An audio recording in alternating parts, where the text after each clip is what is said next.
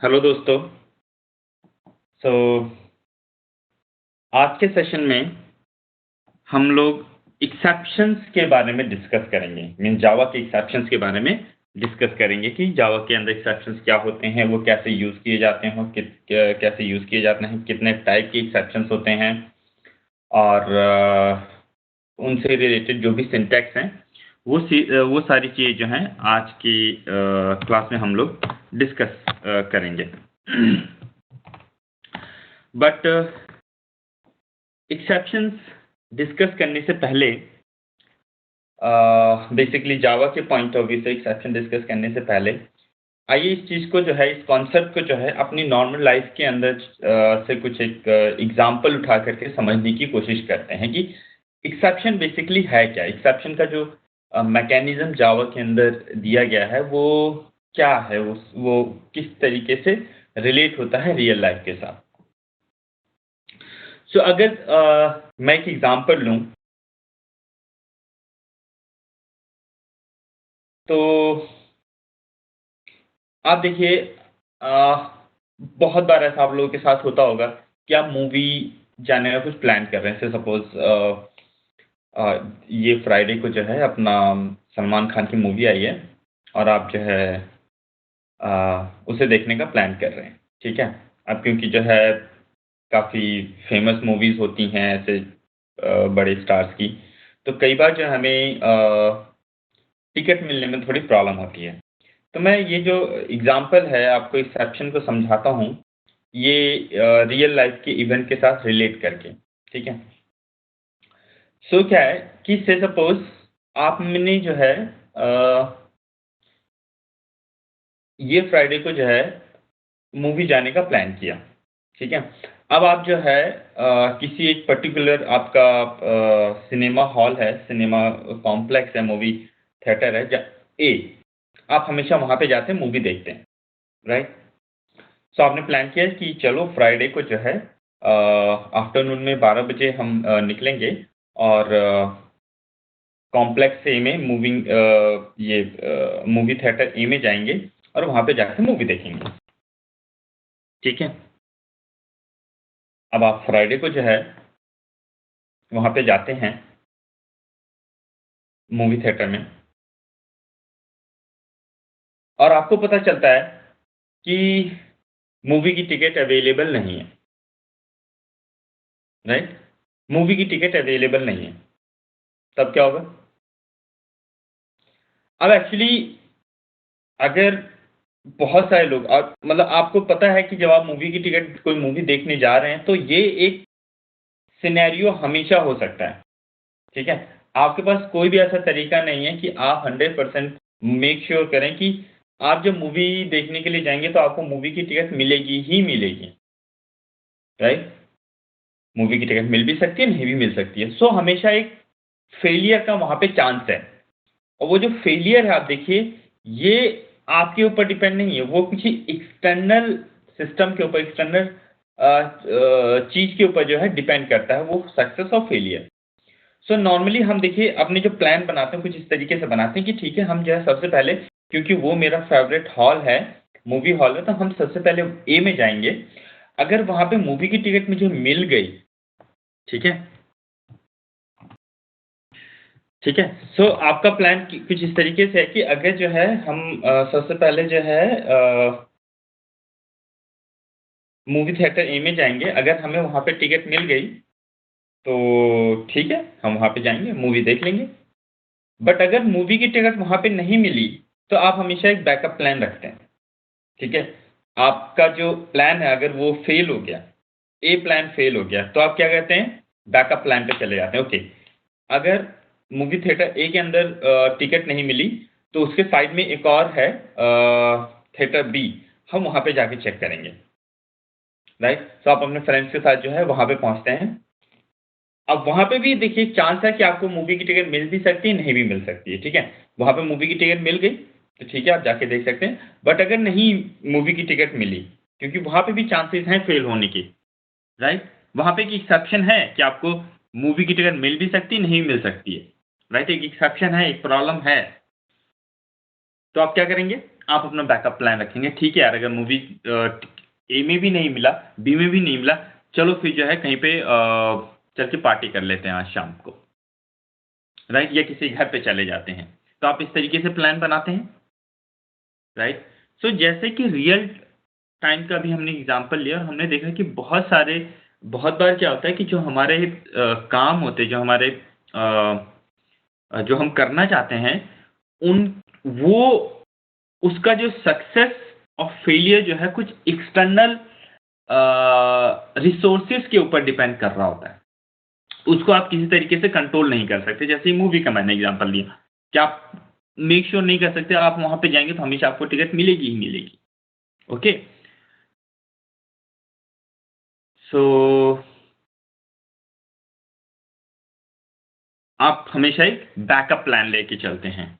Okay, आप हमेशा क्या करते हैं, हमेशा एक बैकअप प्लान लेके चलते हैं कि अगर मूवी की टिकट मिली तो ठीक है, अगर ए में नहीं मिली तो बी में जाएंगे, बी में भी नहीं मिले तो सी में जाएंगे, सी में नहीं मिली तो हम कुछ और काम कर लेंगे, राइट?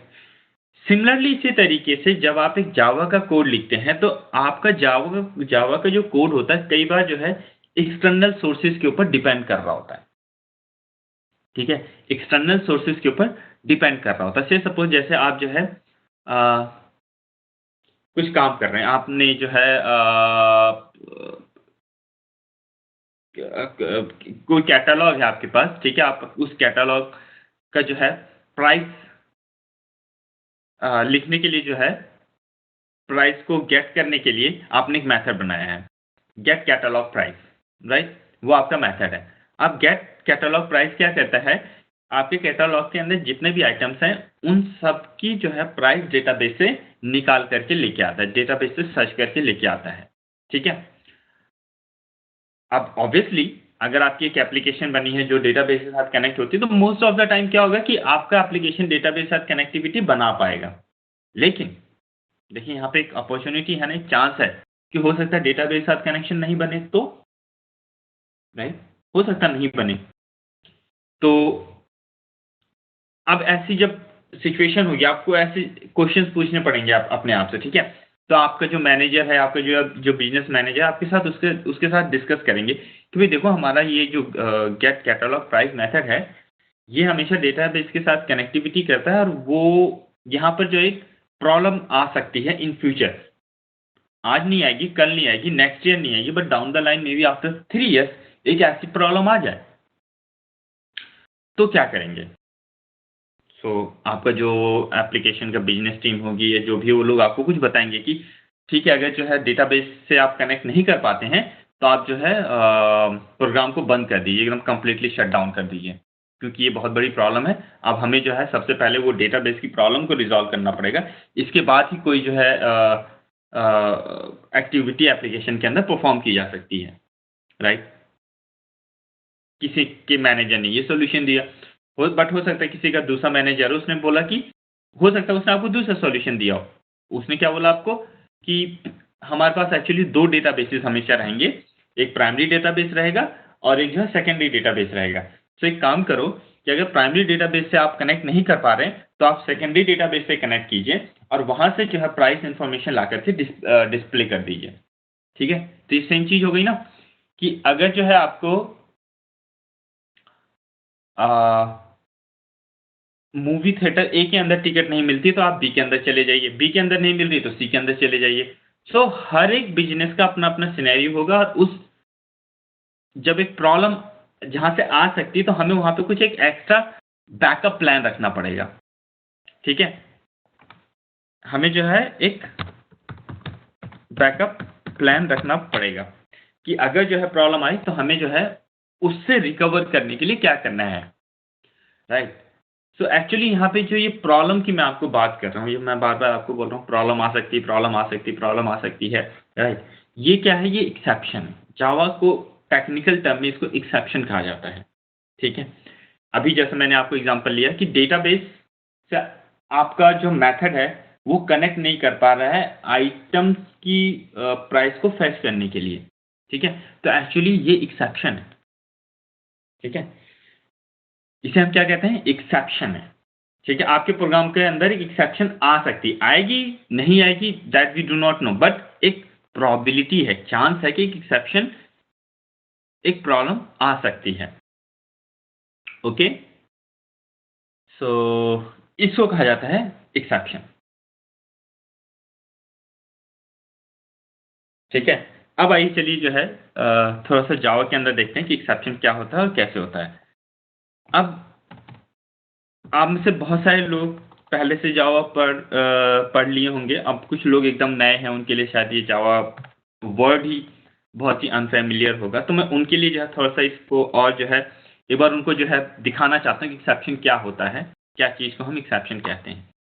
ओके, सो अगर से सपोज मैं यहाँ पे करता हूँ टीचर एक्स इक्वल टू, मैं एक एग्जाम्पल ले रहा हूँ देखिए, और यहाँ पे मैंने किया X equal to 5 divided by 0। Okay, अब यहाँ पे आ जाइए। अब एक्सेप्शनल जो आपकी सिचुएशंस हैं देखिए, ठीक है, जैसे मैंने एग्जांपल लिया डेटाबेस से कनेक्शन वाला जो प्रॉब्लम आया था, वो कभी भी आपका कंपाइलर डिटेक्ट नहीं कर सकता। क्यों? क्योंकि वो सिंटैक्स से रिलेटेड एरर्स नहीं है। ऐसा थोड़ी नहीं कि उसमें आपने कोई सिंटैक्स एरर किया और आपका कंपाइलर आपको बता देगा कि ये प्रॉब्लम आपकी आएगी 5 साल के बाद या 10 साल के बाद। वो तो क्या है, ये प्रॉब्लम्स कुछ ऐसी प्रॉब्लम्स होती हैं जो रन करते समय कुछ एक अनप्रेडिक्टेबल सी चीज हो जाती है और तब एक सिचुएशन जनरेट हो जा रही है, राइट? आपका भी अगर मैं मूवी का एग्जांपल लूँ, मूवी थिएटर का जो हमने एग्जांपल लिया तो उसमें देखूँ, ऐसा थोड़ी नहीं कि आप जो है पता नहीं आपको कि जो है आपका मूवी थिएटर कहाँ पे है, या आपको पता नहीं कि मूवी की टिकट कितनी होगी, या आपको ये नहीं पता है कि मूवी की टिकट कहाँ से लेके जो है खरीदनी है या उसको किस तरीके से खरीदनी है। आपको इसमें प्रॉब्लम थोड़ी नहीं है। तो इसका मतलब कोई सिंटैक्स एरर नहीं है। बट जब आप एक्चुअली प्रोग्राम को रन कर रहे होंगे, जब आप फिजिकली वहां पे जाएंगे और उस काउंटर पे जाके बोलेंगे भैया मेरे को टिकट दे दो, तब हो सकता है वो प्रॉब्लम आ जाए, राइट? सो जो एक्सेप्शन हैं वो रन टाइम पर ही आती हैं, जब आपका प्रोग्राम एक्चुअली एग्जीक्यूट हो रहा होगा, जब एक्चुअल में एग्जीक्यूट हो रहा होगा बाय द जेबीएम, राइट? सो आप अगर इस प्रोग्राम के अंदर देखिए, आपका कंपाइलर आपको नहीं बोल रहा है कि इसके अंदर कोई एरर है या नहीं है। क्यों? क्योंकि आपके कंपाइलर के हिसाब से एकदम ये वैलिड कोड लिखा हुआ है। आपने देखिए, आपने इंटीजर एक्स किया है, एकदम आपने प्रॉपर तरीके से एक आइडेंटिफायर इंटीजर टाइप का डिक्लेयर किया हुआ है, उसके अंदर आपने बकायदा 5 वैल्यू असाइन की है, कोई प्रॉब्लम नहीं है। आपने देखिए इस स्टेटमेंट के अंदर क्या किया, एक नंबर है, उसके नीचे एक दूसरा नंबर है, और आपने जो है ये डिवाइड का साइन भी लगाया हुआ है। अब आप जो है, आपका कंपाइलर क्या देखेगा कि भाई यहाँ पे जो है एक इंटीजर नंबर को एक दूसरे इंटीजर नंबर से डिवाइड किया जा रहा है। अब वो इस सिंटैक्स को चेक करो, उसने बोला इस सिंटैक्स के अंदर कोई प्रॉब्लम नहीं है। उसके लिए ये जीरो जो एक नंबर है, सिर्फ जीरो जो है एक नंबर है। और कई बार क्या होता है कि आपको पता भी नहीं होगा कि ये 2 नंबर के अंदर एक्चुअल में रन टाइम पर क्या वैल्यू होगी, राइट?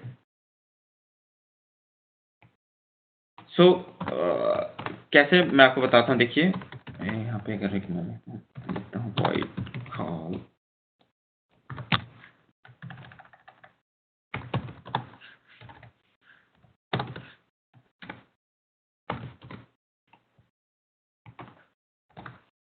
ओके। अभी जब आपका कंपाइलर इस स्टेटमेंट को एग्जीक्यूट करेगा, इसको जो है, इस मेथड को जो है, सॉरी, आपका जब कंपाइलर इस मेथड को कंपाइल करेगा, तो आपको कंपाइलर को कैसे पता चलेगा कि इस y के अंदर क्या वैल्यू होगी रन टाइम पर? नहीं पता चल सकता ना आपके कंपाइलर को। मैंने इसको 0 से कॉल किया है, किसी और ने जो है मोहित ने इसको 5 से कॉल किया, रमेश ने इसको 8 से कॉल किया, राइट? कोई भी इसको किसी भी नंबर से कॉल कर सकता है। सो मेरे पास कोई तरीका नहीं है, मतलब कंपाइलर के पास कोई तरीका नहीं है कि इस चीज़ को वैलिडेट करने के लिए इसके अंदर कोई सिंटैक्स एरर निकालने का। ठीक है, सिर्फ वो ये देख सकता है कि हाँ यहाँ पे 2 नंबर्स को डिवाइड किया जा रहा है, सो 2 नंबर्स को डिवाइड किया जा रहा है, और 2 नंबर्स को डिवाइड करने के लिए ये जो सिंटैक्स लिखा वो एकदम प्रॉपर है, राइट? सो आपका कंपाइलर जो है इस पॉइंट पे देखिए कोई आपको कंपाइल टाइम एरर नहीं देगा, लेकिन रन टाइम पर जब आपका जेबीएम इस स्टेटमेंट को एग्जीक्यूट करेगा तो क्या होगा? आपको पता है समथिंग डिवाइडेड बाय 0 इंफिनिटी होता है, राइट? समथिंग डिवाइडेड बाय 0 क्या होता है? इंफिनिटी होता है। अब इंफिनिटी इंफिनिटी होता है, आपको पता है कि इंफिनिटी को आप कहीं पे भी स्टोर नहीं कर सकते हैं। दुनिया के अंदर कोई ऐसी चीज नहीं बनी है जिसके अंदर आप इन्फिनिटी स्टोर कर दें। राइट। सो जब आपका जेवीएम इसको रन करेगा, ये दो स्टेटमेंट को रन करेगा, उसने देखा इन दोनों स्टेटमेंट का जो रिजल्ट है वो इन्फिनिटी है। अब वो कंफ्यूज हो गया कि यार मैं इन्फिनिटी को जो है कैसे स्टोर करूं एक्स के अंदर, तो मैं तो कर नहीं सकता। जेवीएम बोल रहा है यार मैं तो कर नहीं सकता, इन्फिनिटी को एक्स के अंदर जो इंटीजर टाइप का है उसके अंदर स्टोर नहीं कर सकता हूं। आपका जेवीएम कंफ्यूज हो गया, उसने बोला मैं ये स्टेटमेंट एग्जीक्यूट नहीं कर सकता हूं। राइट। अब जब ये स्टेटमेंट एग्जीक्यूट नहीं हो सकती है, राइट, आपकी जो है जब ये स्टेटमेंट एग्जीक्यूट नहीं हो सकती है, तो आपकी जो है नेक्स्ट स्टेटमेंट कैसे एग्जीक्यूट होगी, या इसके आगे स्टेटमेंट कैसे एग्जीक्यूट होगी। जब एक्स के अंदर कोई वैल्यू ही नहीं है तो मैं एक्स प्लस प्लस क्या करूंगा। राइट। तो इस सिचुएशन में आपका जेवीएम बोलता है कि जब मैं इस स्टेटमेंट को ही एग्जीक्यूट नहीं कर पा रहा हूं तो मैं आगे तो बढ़ूंगा नहीं, आगे प्रोग्राम को तो रन करूंगा नहीं फर्स्ट ऑफ ऑल। राइट। दूसरा क्या है, अब वो बोलता है कि यार मुझे जो है, जो इस प्रोग्राम को रन कर रहा है, जो मेरा डेवलपर है या सॉफ्टवेयर का जो यूजर है, मुझे उसको बताना है कि इस स्टेटमेंट के अंदर एक प्रॉब्लम है, ये स्टेटमेंट के अंदर एक प्रॉब्लम है, हम इसको रन नहीं कर सकते। ठीक है।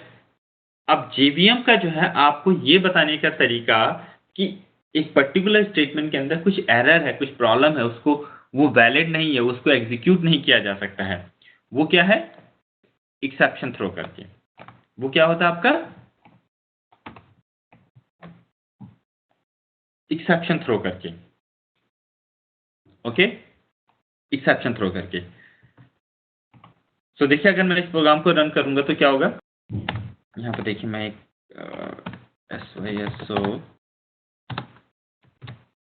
so now let me write it here 1 1। यहाँ पे देखिए मैं 2 लिखता हूँ, 2 लिखता हूँ, यहाँ पे मैं लिखता हूँ end of main. Okay, run करता हूँ, देखिए क्या होगा, आपकी ये स्टेटमेंट एग्जीक्यूट हुई है। इसके बाद क्या हुआ, आपका जेवीएम जैसे इस स्टेटमेंट में आया है, उसने क्या बोला, अर्थमेटिक एक्सेप्शन, उसने एक एक्सेप्शन थ्रो कर दी। राइट। उसने जो है आपके जेवीएम ने क्या किया, एक एक्सेप्शन थ्रो कर दी, जिसका क्या नाम है, अर्थमेटिक एक्सेप्शन। जिसका क्या नाम है, अर्थमेटिक एक्सेप्शन। राइट। और आपका जेवीएम जैसे एक्सेप्शन थ्रो करता है तो वो कुछ काम करता है। वो क्या काम करता है वो अभी हम थोड़ी देर के बाद नेक्स्ट एग्जांपल में समझेंगे। राइट। सो देखिए ये आपका एक्सेप्शन है, इस और आपका जेवीएम इस तरीके से एक्सेप्शन थ्रो करता है। ठीक है, मैं बहुत डिटेल में इन सब चीज़ों के बारे में आपको बताने वाला हूँ अभी, बट अभी के लिए सिर्फ एक ओवरव्यू है। Got it. चलिए अब आगे बढ़ते हैं। अब हम पढ़ेंगे एक्सेप्शन होता क्या है, एक्सेप्शन बनाए कैसे जाते हैं, और एक्सेप्शन कितने टाइप के होते हैं, अब हम लोग जो है वो देखने जा रहे हैं। ओके। अब एक्सेप्शन को समझने के लिए, एक्सेप्शंस के टाइप को समझने के लिए जो है हमें जो है एक्सेप्शंस की हायरार्की समझनी पड़ती है। ओके, हमें एक्सेप्शंस की हायरार्की समझनी पड़ती है। सो आइए देखते हैं, सबसे पहले हम लोग एक्सेप्शंस की हायरार्की।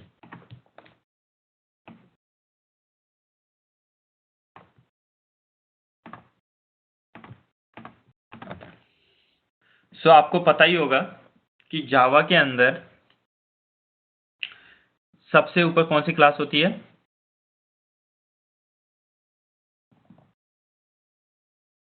जावा के अंदर सबसे ऊपर आपकी जो है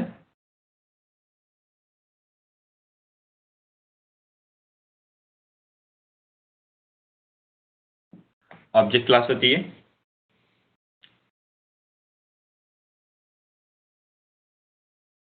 अब एक्सेप्शंस के केस में जो है ऑब्जेक्ट क्लास के नीचे एक क्लास है जिसका नाम है थ्रोएबल।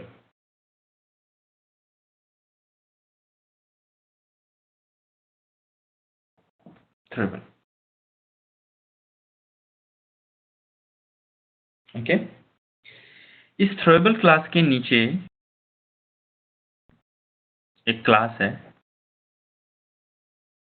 जिसका नाम है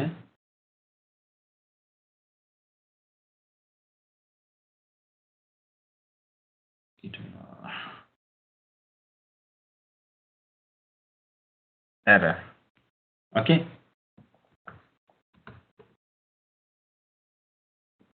एरर, और एक क्लास है जिसका नाम है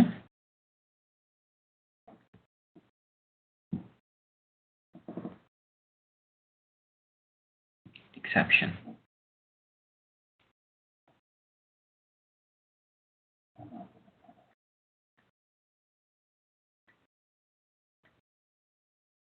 एक्सेप्शन, उसके नीचे एक क्लास है जिसका नाम है रन टाइम एक्सेप्शन।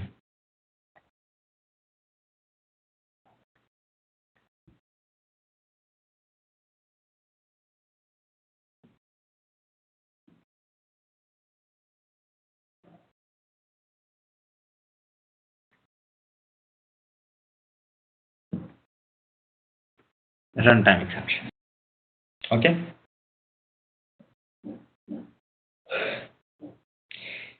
ये जो है आपका एक्सेप्शन की हायरार्की है, और इंटरव्यू के पॉइंट ऑफ व्यू से या आपकी नॉलेज के पॉइंट ऑफ व्यू से भी ये बहुत इंपॉर्टेंट है।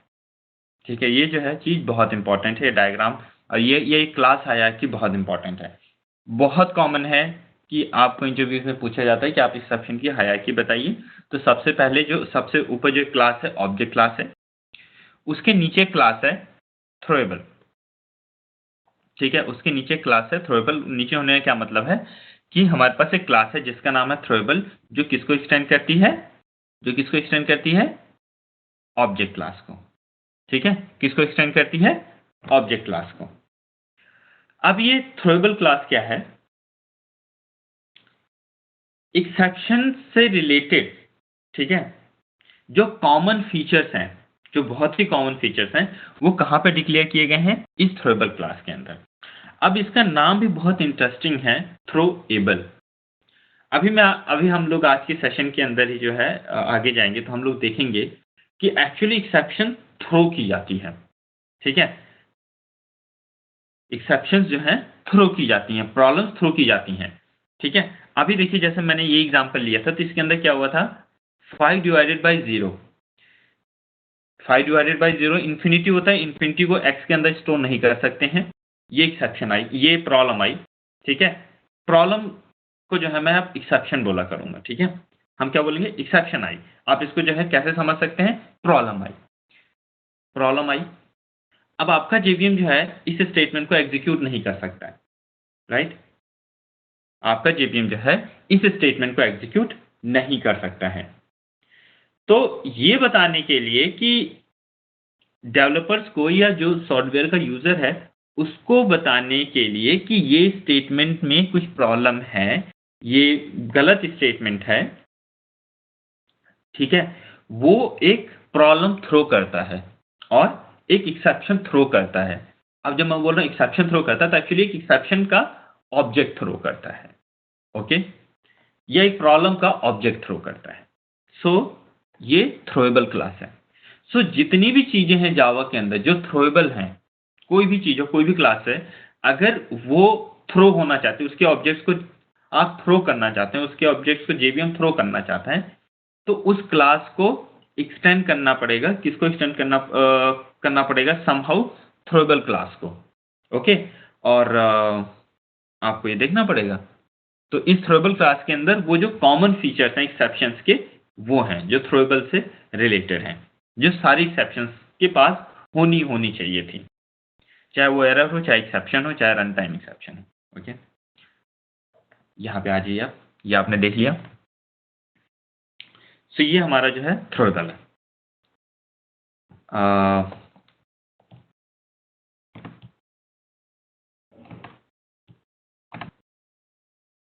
आइए देखते हैं थ्रोएबल क्लास जो है किस टाइप से है, क्या है।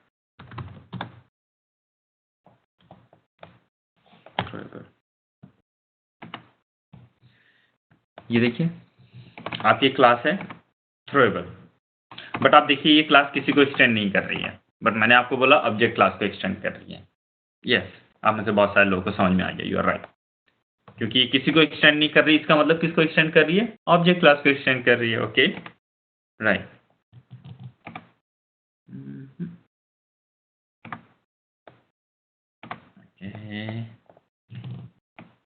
अब देखिए इसके अंदर जो है आपका ये जो है सारे जो है कुछ इंस्टांस वेरिएबल्स डिक्लेयर किए गए हैं, और इसके अंदर जो कॉमन मेथड्स हैं वो डिक्लेयर किए गए हैं। ओके, देख लीजिए आप, string get message, get localize message, get clause, get initial cause, to string method को देखिए यहाँ पे ओवरराइड किया गया है। ये से वही टू स्ट्रिंग मेथड जिसके बारे में हमने डिस्कस किया हुआ पहले। ओके, ये प्रिंट स्टैक ट्रेस है, प्रिंट स्टैक ट्रेस देखिए मेथड है यहाँ पे। सो जो ऐसे फीचर्स हैं, जो ऐसी चीजें हैं जो हर एक क्लास, हर एक एक्सेप्शन टाइप के पास होनी चाहिए, या हर एक थ्रोएबल ऑब्जेक्ट के पास होना चाहिए, वो चीजें जो हैं यहाँ पर डिफाइन की गई हैं। ओके, सो अगर आपकी कोई भी क्लास है जिसको आप थ्रोएबल बनाना चाहते हैं, जिसको आप थ्रो करना चाहते हैं, या आपका जेवीएम आप चाहते हैं कि आपका जेवीएम थ्रो करे, उस क्लास को, थ्रोएबल क्लास को एक्सटेंड करना पड़ता है। सो एंड एक्सेप्शन हायरार्की के अंदर जो है हमारे पास दो क्लासेस हैं जो डायरेक्टली इस थ्रोएबल क्लास को एक्सटेंड करती है। उसमें से एक है आपका एरर और एक है आपका एक्सेप्शन। ओके, अब आज का हमारा जो डिस्कशन है इस सेशन का, वो सिर्फ और सिर्फ एक्सेप्शन से रिलेटेड है। तो आज हम लोग सिर्फ और सिर्फ एक्सेप्शंस के बारे में पढ़ेंगे। बट देखिए ये एरर के बारे में और एरर का एक टाइप होता है असर्शन, वो जो है जावा में 1.6 में आई थिंक इंट्रोड्यूस किया गया है, या 1.5 के अंदर इंट्रोड्यूस किया गया है। उसके बारे में हम लोग जो है अलग से एक सेशन के अंदर पढ़ेंगे। बट मैं आपको एरर का एक थोड़ा सा ओवरव्यू दे देता हूँ कि एरर क्या होता है। सो अब आप देखिए आपकी जो एरर क्लास है ये भी थ्रोएबल को एक्सटेंड कर रही है। ओके, एक्सेप्शन भी थ्रोएबल को एक्सटेंड कर रही है। इसका मतलब क्या है कि एरर क्लास का ऑब्जेक्ट या इसके नीचे अगर और कोई क्लासेस हैं, ठीक है, उनके ऑब्जेक्ट्स को थ्रो किया जा सकता है। ठीक है, अब जब भी हम बोल रहे हैं थ्रो कर सकते हैं, तो इसका मतलब रन टाइम पर उसको थ्रो किया जा सकता है। किसके द्वारा थ्रो किया जा सकता है? जेवीएम के द्वारा। जेवीएम उस टाइप के ऑब्जेक्ट को थ्रो कर सकता है। ठीक है, अब ये जो एरर है, ठीक है, अभी तक हम लोगों ने देखा हमेशा बोलते हैं कंपाइल टाइम एरर, यही करेंगे तो कंपाइल टाइम एरर आ जाएगी, वो किया तो कंपाइल टाइम एरर आ जाएगी, इस टाइप से। ठीक है, ये जो एरर है यहाँ पे हम इस एरर की जो बात कर रहे हैं, ये एक्चुअली रन टाइम एरर की हम बात कर रहे हैं। ठीक है, कंपाइल टाइम एरर की बात नहीं कर रहे हैं, रन टाइम एरर की बात कर रहे हैं। ठीक है, अब एरर और एक्सेप्शन के बीच में जो मेन डिफरेंस है, मतलब इस क्लास के और इस क्लास के बीच में जो मेन डिफरेंस है, ठीक है, इस एरर और इस एक्सेप्शन क्लास के बीच में जो मेन डिफरेंस है वो ये है कि जावा की कन्वेंशन कहती है कि आप एक्सेप्शंस को हैंडल कर सकते हैं। मींस अगर कोई किसी भी प्रोग्राम के अंदर एक एक्सेप्शन आती है, तो एक ऐसी कोई प्रॉब्लम होगी जिसको आप हैंडल कर सकते हैं, जिसका आप एक सॉल्यूशन दे सकते हैं, मतलब एक बैकअप प्लान आप रख सकते हैं, राइट। बट एरर्स का कोई बैकअप प्लान नहीं होता है। एरर्स को आप हैंडल नहीं कर सकते। हैंडल कर सकते हैं एक्चुअली, आप अगर ट्राई कैच लगाएंगे तो आप एरर्स के ऑब्जेक्ट्स को भी कैच कर सकते हैं कैच ब्लॉक के अंदर, राइट। बट हमारी जो कन्वेंशन है, ठीक है, वो ये है कि एरर्स को आपको हैंडल नहीं करना चाहिए, राइट। किसी प्रोग्राम के अंदर से अगर जो है मैंने एरर थ्रो किया है, ठीक है, अगर मैंने जो है एरर थ्रो किया है, तो ये मेरी कन्वेंशन थी कि मैंने वहां पे जो है एक ऐसा प्रॉब्लम देखा है कि अगर वो आपके प्रोग्राम के अंदर वो पर्टिकुलर प्रॉब्लम अगर हो जाती है, तो उस प्रॉब्लम का कोई सॉल्यूशन है ही नहीं। उस प्रॉब्लम का कोई सॉल्यूशन है ही नहीं, राइट? अब क्योंकि उस प्रॉब्लम का कोई सॉल्यूशन है नहीं, तो मैं उस प्रॉब्लम को बताने के लिए, ठीक है, एक्सेप्शन नहीं बनाऊँगा, मैं एरर बनाऊँगा, राइट? अब आप जब मेरे उस मेथड को कॉल करेंगे, मेरे उस प्रोग्राम को जब आप कॉल करेंगे, ठीक है? और अगर आपको एरर आती है, इवन अगर मैंने आपको डॉक्यूमेंट में लिख करके बता भी दिया है कि ये प्रोग्राम ये टाइप की एरर थ्रो करता है, तो आप उस एरर को कैच ब्लॉक के अंदर मत लिखिए, ठीक है? क्योंकि मेरी एनालिसिस ये कहती है कि अगर ये प्रॉब्लम आ जाती है, तो इसको हैंडल मत कीजिए। अपने जेबीएम को टर्मिनेट हो जाने दीजिए, जेबीएम को बंद हो जाने दीजिए, क्योंकि एक ऐसी कुछ प्रॉब्लम है जिसका सॉल्यूशन है ही नहीं। अभी मैंने आपको जो मूवी टिकट का एग्जांपल दिया था, वहीं से एक और एग्जांपल आपको एरर का मैं देता हूँ। आपने मूवी देखने का प्लान बनाया था। अब जब आप मूवी देखने का जो प्लान है, उसके अंदर देखिए एक्सेप्शंस भी हैं और एरर्स भी हैं। एक्सेप्शन क्या है? एक्सेप्शन ये है कि अगर मुझे टिकट नहीं मिली तो, टिकट नहीं मिली तो आपने जो उसको उस एक्सेप्शन को या उस प्रॉब्लम को कैसे हैंडल किया? ए में नहीं मिली तो बी में चले जाएंगे, बी में नहीं मिली तो सी में चले जाएंगे, राइट? बट मूवी देखने का जो प्लान है उसके अंदर एक एरर भी है। बहुत सारी एरर्स हैं वैसे, उसमें से एक एरर मैं आपको बता रहा हूँ। वो ये है कि आप मूवी हॉल के अंदर चले गए, आप मूवी देख रहे हैं। अब सडनली जो है आपका वो जो मशीन है, आपका जो कैमरा है जो फ़ोकस करता है मूवी को चलाता है और मूवी आप देखते हैं, वो कैमरा खराब हो गया, ठीक है? आज तक कभी नहीं हुआ होगा आपके साथ, लेकिन हो सकता है ना, मशीन कुछ भी है तो मशीन, राइट? आपका वो कैमरा खराब हो गया, जो फ़ोकस कर रहा है आपके स्क्रीन के ऊपर।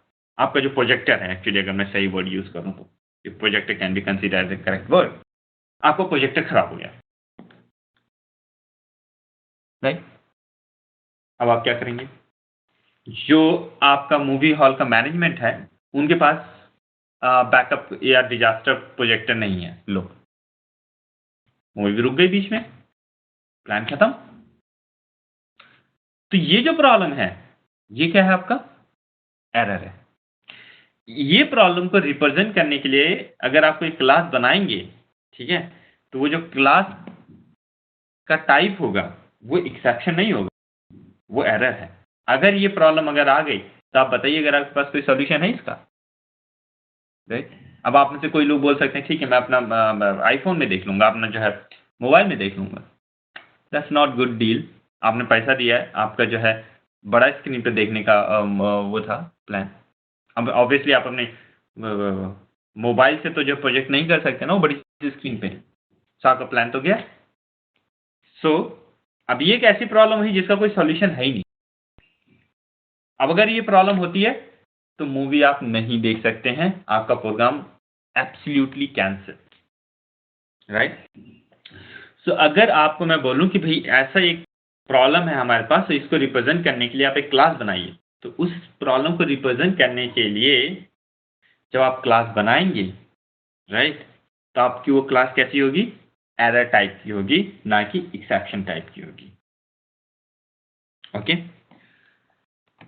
इंटरव्यूज़ में आपसे बहुत बार पूछा जाता है कि एरर और एक्सेप्शन के बीच में पहले तो डिफरेंस पूछा जाता है। आई होप सो आप बता देंगे उसको। और दूसरा आपसे जो क्वेश्चन पूछा जाता है, वो ये पूछा जाता है कि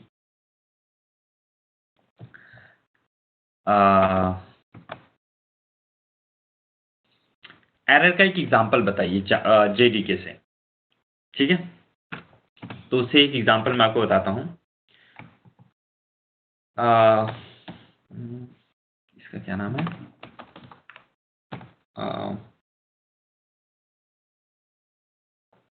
मुझे नाम नहीं आता है उसका, मैं आपको करके दिखाता हूँ।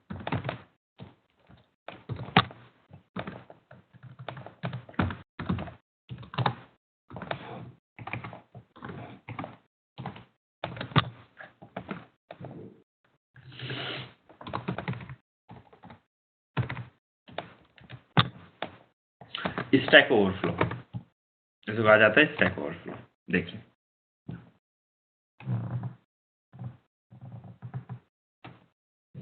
स्टैक ओवरफ्लो एक्सेप्शन नहीं बता रहा है, देखिए, ठीक है, वो क्या बता रहा है, एरर। क्या किया, देखिए मैंने आपको कॉल मेथड को कॉल किया। अब अभी अगर आप जो है इस प्रोग्राम को रन करेंगे तो देखिए क्या होगा। आपका सबसे पहले जो है मेन मेथड कॉल हुआ, फिर मेन मेथड ने जो है कॉल मेथड को कॉल किया, फिर क्या हुआ आपका, कॉल मेथड के अंदर से उसने जो फिर से कॉल मेथड को कॉल कर दिया,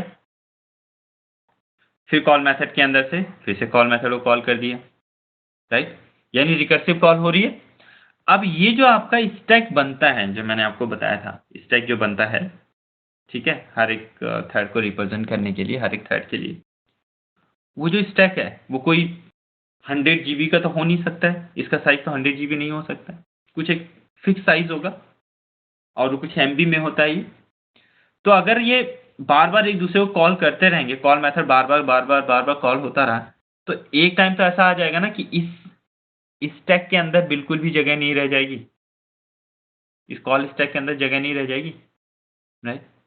और जब इसके अंदर ये पूरा फुल हो गया, अब इसके अंदर एक भी और मेथड फ्रेम ऐड करने की जगह नहीं है, तो आपका जेवीएम क्या बोलेगा, यार अब तो मैं मेथड को कॉल नहीं कर सकता हूँ और किसी मेथड को कॉल नहीं कर सकता हूँ। अभी क्या करेंगे,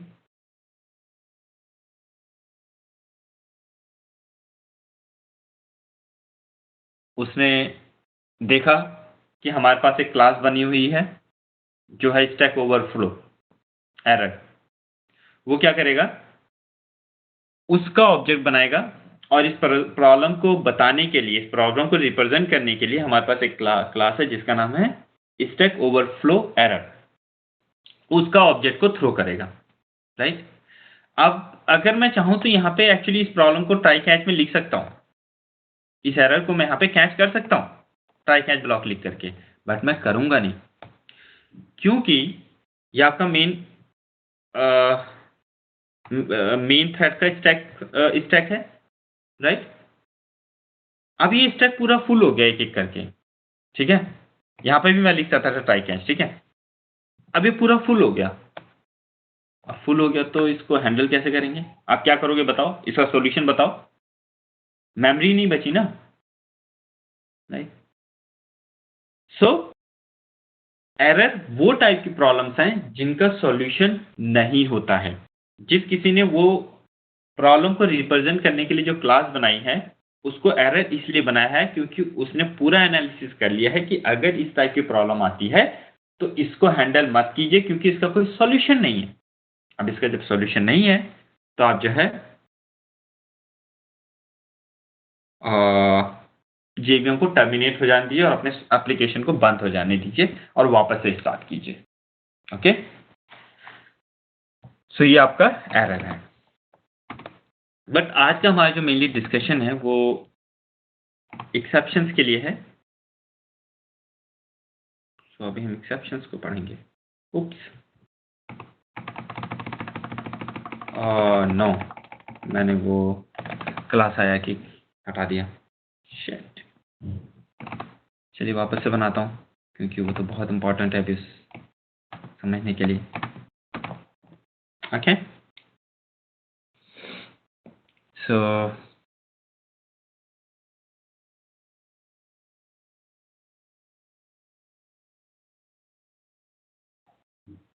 ऑब्जेक्ट,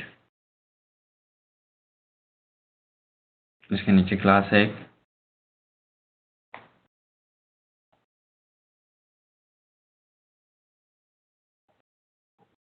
थ्रोएबल,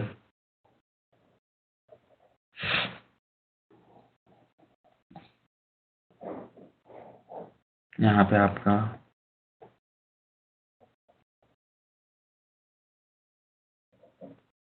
एरर। सो मैंने आपको इसके बारे में बता दिया, राइट। अब हम इसके बारे में और डिस्कशन नहीं करेंगे, अब हम डिस्कशन करेंगे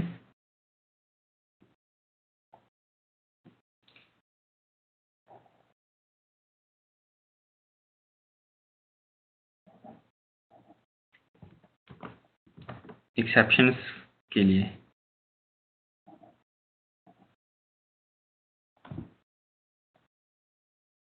एक्सेप्शन एंड हमारी जो दूसरी क्लास है जिसका क्या नाम है रन टाइम एक्सेप्शन।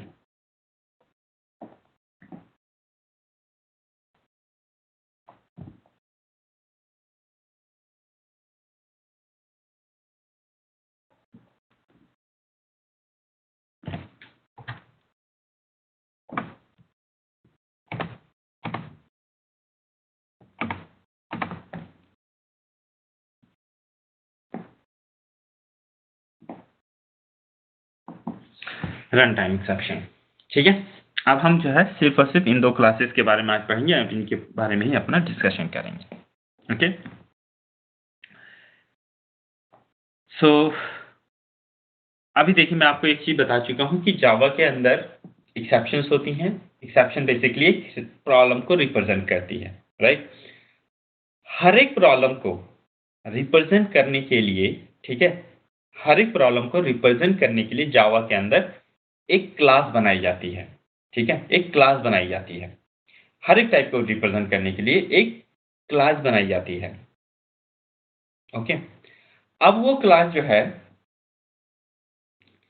या तो इस क्लास को एक्सटेंड करती है डायरेक्टली, और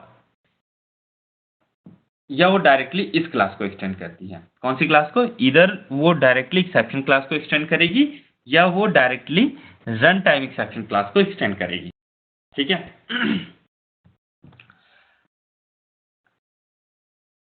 अब आपकी जो क्लास है वो इस क्लास को डिपेंड कर एक्सटेंड कर रही है या इस क्लास को एक्सटेंड कर रही है, ठीक है।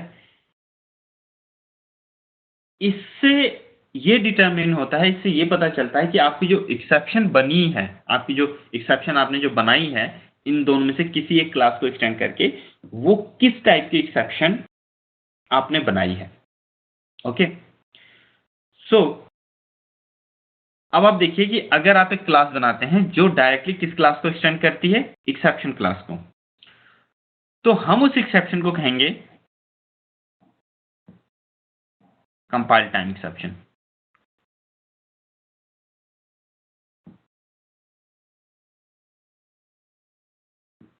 Compile time exception. अगर आपकी जो क्लास है वो रन टाइम एक्सेप्शन क्लास को डायरेक्टली एक्सटेंड करती है तो हम उसे कहेंगे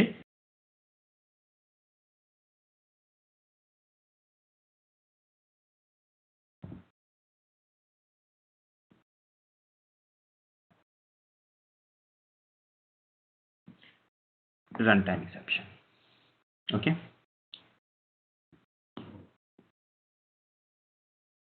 अगर आपकी क्लास डायरेक्टली एक्सेप्शन क्लास को एक्सटेंड कर रही है तो हम उसे कहते हैं चेक्ड एक्सेप्शन। ओके, हम उसे कहेंगे चेक्ड एक्सेप्शन। अगर आपकी class directly run time exception को एक्सटेंड कर रही है तो हम उसे कहेंगे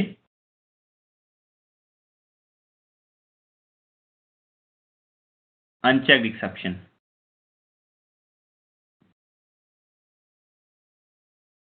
अनचेक्ड एक्सेप्शन। ओके, अगर उसने डायरेक्टली एक्सेप्शन क्लास को एक्सटेंड किया तो हम उसे कहेंगे चेक्ड एक्सेप्शन। अगर उसने directly run time exception class को एक्सटेंड किया तो हम उसे कहेंगे अनचेक्ड एक्सेप्शन। Okay,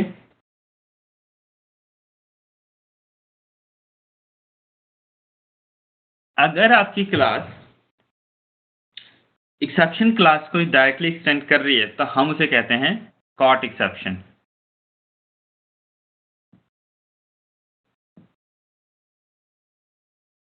exception. अगर वो रन टाइम क्लास को डायरेक्टली एक्सटेंड कर रही है आपकी क्लास तो हम उसे कहते हैं अनकॉट एक्सेप्शन। सो कहने का मतलब दोस्तों कि आपके ये डिफरेंट सिनोनिम्स हैं। आप जो क्लास डायरेक्टली एक्सेप्शन क्लास को एक्सटेंड कर रही है आप उसको कंपाइल टाइम एक्सेप्शन कर लीजिए, चेक्ड एक्सेप्शन कर लीजिए, कॉट एक्सेप्शन कह लीजिए, एक ही बात है। आपकी जो क्लास डायरेक्टली रन टाइम को रन टाइम एक्सेप्शन क्लास को एक्सटेंड कर रही है, ठीक है। वो उसको हम कहते हैं रन टाइम एक्सेप्शन, उसे हम कहते हैं अनचेक्ड एक्सेप्शन, या हम उसे कहते हैं अनकॉट एक्सेप्शन। ओके, ये सिनोनिम्स हैं, कभी कंफ्यूज मत होइए, क्योंकि इंटरव्यूज के अंदर हमेशा वो पूछते हैं आपसे कि बताइए जावा के अंदर कितनी टाइप की एक्सेप्शंस होती हैं। सो कितनी टाइप की एक्सेप्शन होती है? सिर्फ और सिर्फ 2 टाइप की एक्सेप्शंस होती हैं, कंपाइल टाइम एक्सेप्शन और run time exception. Compile time exception को चेक्ड एक्सेप्शन और कॉट एक्सेप्शन भी कहा जाता है, और रन टाइम एक्सेप्शंस को run time exception, unchecked exception और चेक्ड एक्सेप्शन भी कहा जाता है। सो इसको ध्यान में रखिएगा। ओके,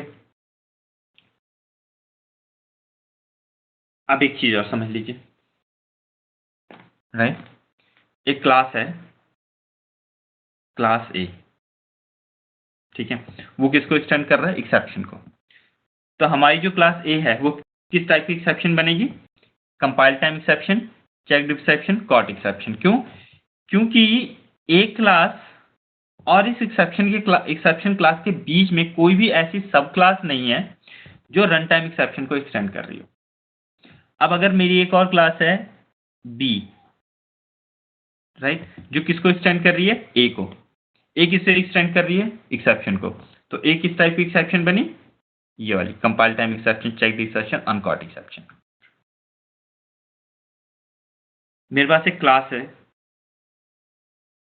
एम, वो किसको एक्सटेंड कर रही है? रन टाइम एक्सेप्शन को, राइट। अब रन टाइम एक्सेप्शन खुद ब खुद एक्सेप्शन क्लास को एक्सटेंड कर रही है, बट क्योंकि ए का जो पेरेंट वो एक्सेप्शन है, उसका ग्रैंड पेरेंट एक्सेप्शन है, उसका जो पेरेंट है वो रन टाइम एक्सेप्शन है, राइट। बट एक्सेप्शन और एम के बीच में रन टाइम एक्सेप्शन आ रहा है ना आपका, पहले रन टाइम एक्सेप्शन आ रहा है कि के अंदर। अगर हम नीचे से जाएं, नीचे से ऊपर जाएं, तो हायरार्की के अंदर, तो हम एम को क्या बोलेंगे? Run time exception, unchecked exception, uncaught exception. अगर मेरे पास एक क्लास है एन, ये क्लास किसको एक्सटेंड कर रही है? एम को, और एम रन टाइम एक्सेप्शन को एक्सटेंड कर रही है। सो एन की हायरार्की में जो है, अगर हम नीचे से ऊपर जाएं तो रन टाइम एक्सेप्शन आ रहा है ना कहीं। तो अगर रन टाइम एक्सेप्शन आ रहा है तो वो जो एक्सेप्शन का टाइप होता है वो हमारा रन टाइम एक्सेप्शन कहलाता है, या अनचेक्ड एक्सेप्शन, या अनकॉट एक्सेप्शन। ओके, इस चीज को ध्यान में रखिएगा, इंपॉर्टेंट टॉपिक है, इंपॉर्टेंट पॉइंट है। अब आइए एक्सेप्शन और रन टाइम एक्सेप्शन क्लासेस को देख लेते हैं।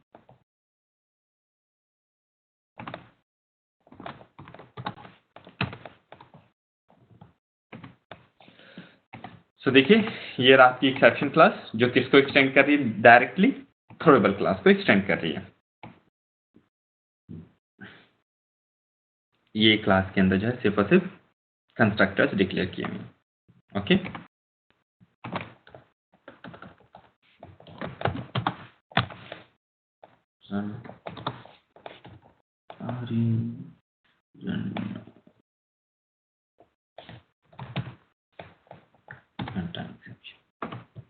ओके, देखिए रन टाइम एक्सेप्शन किसको एक्सटेंड कर रही है? आपकी एक्सेप्शन क्लास को। सो हमने अभी जो क्लास आया की बनाई थी उसके अंदर ऐसे कुछ बनाया था। देखिए इसके अंदर सिर्फ और सिर्फ इसके अंदर भी कंस्ट्रक्टर्स हैं, कोई मेथड्स डिफाइन नहीं है, क्योंकि मेथड्स आपकी जो है कहाँ पे डिफाइन थे? थ्रोएबल क्लास के अंदर। उनकी जो कॉमन फंक्शनैलिटी है, कॉमन बिहेवियर है। ओके, ये आपका रन टाइम एक्सेप्शन हो गया, ये एक्सेप्शन हो गया आपका, ठीक है। अब मैं आपको दिखाता हूँ एक, ओके, अभी हमने जब ये अपना एक एग्जाम्पल लिखा था इंटीजर एक्स, ये, तो इसके अंदर एक एक्सेप्शन आई थी जिसका क्या नाम था दोस्तों, अगर आपको याद हो? देखिए, अरिथमेटिक एक्सेप्शन, राइट। देखते हैं अरिथमेटिक एक्सेप्शन क्या है।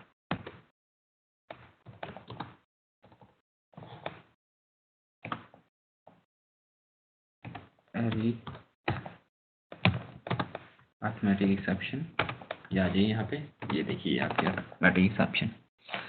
अरिथमेटिक एक्सेप्शन किसको एक्सटेंड कर रही है? रन टाइम एक्सेप्शन को। देख लीजिए, अर्थमेटिक एक्सेप्शन देखिए वो किसको एक्सटेंड कर रही है, आपका रन टाइम एक्सेप्शन को। ओके, तो अर्थमेटिक एक्सेप्शन किस टाइप की एक्सेप्शन है, रन टाइम एक्सेप्शन है ये। ओके, और किस टाइप की एक्सेप्शन है, अनचेक्ड अनकॉट एक्सेप्शन है। ओके, अब इसी तरीके से एक और मैं एग्जांपल आपको देता हूं, फाइल नॉट फाउंड एक्सेप्शन देखते हैं। देखो फाइल नॉट फाउंड एक्सेप्शन जो किसको एक्सटेंड कर रहा है, आईओ एक्सेप्शन को। आईओ एक्सेप्शन देखते हैं क्या है, आईओ एक्सेप्शन किसको एक्सटेंड कर रहा है, एक्सेप्शन को, राइट। सो आपका आईओ एक्सेप्शन किस टाइप का एक्सेप्शन बना, अब देखिए आईओ एक्सेप्शन और एक्सेप्शन के बीच में रन टाइम एक्सेप्शन नहीं है, तो ये कैसा एक्सेप्शन बन गया, compile time checked and caught exception.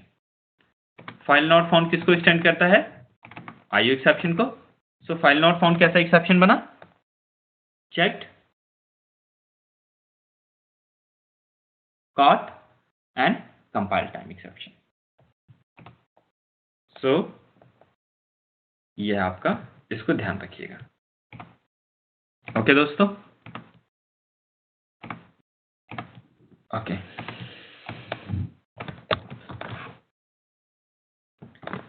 अब जो है होप सो आपको समझ में आ गया होगा। ये डायग्राम को जो है याद रखिएगा, क्योंकि अब ये डायग्राम को मैं हटाने जा रहा हूँ और अभी ये वापस से डायग्राम बनेगा नहीं। Let me take an screenshot. Okay,